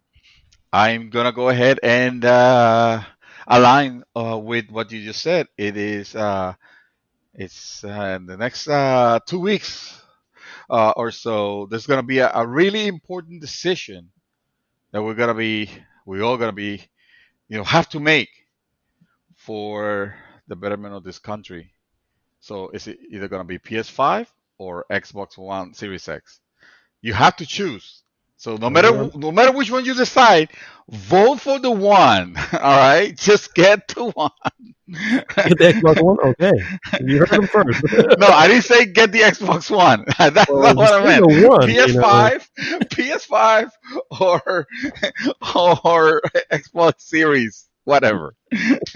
Just pick one and just get it over with, man. Make it Stop with happen. your indecisiveness. All right. Soon enough, you're gonna look like this guy from from Sheldon from oh my God, what's that? What's that sitcom? Big Bang Thanks to Theory. me, Mhm. huh? Big Big Bang Bang Theory. Theory. Yes, yes, yeah, exactly, exactly. I feel like that needs to be posted now because that was funny. Oh, it's great. It's great. I'm actually going through all of Big Bang Theory because it's on HBO Max. Oh wow! I Oh usually shit, for just have it. real?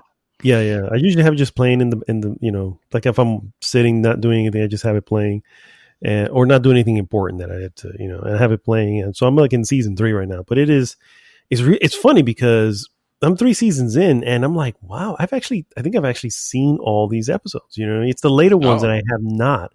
Um, oh wow! because there isn't an episode that I've gone through yet, and I'm in the middle of season 3 that I have not seen. So I was like, oh, all right. And in my head, I thought that a lot of these episodes were later in the series, and clearly they're not because Sheldon is not even Wow! hasn't even met what's her name yet, Amy. Yeah. Um, and so yeah, so who knows when that happens? But looking forward to it. Well, you just But, spoiled a big part of it, so no, I'm kidding. For a hey, really long show. all right. Well, anyway, guys, we'll see you next week. JJ! GG!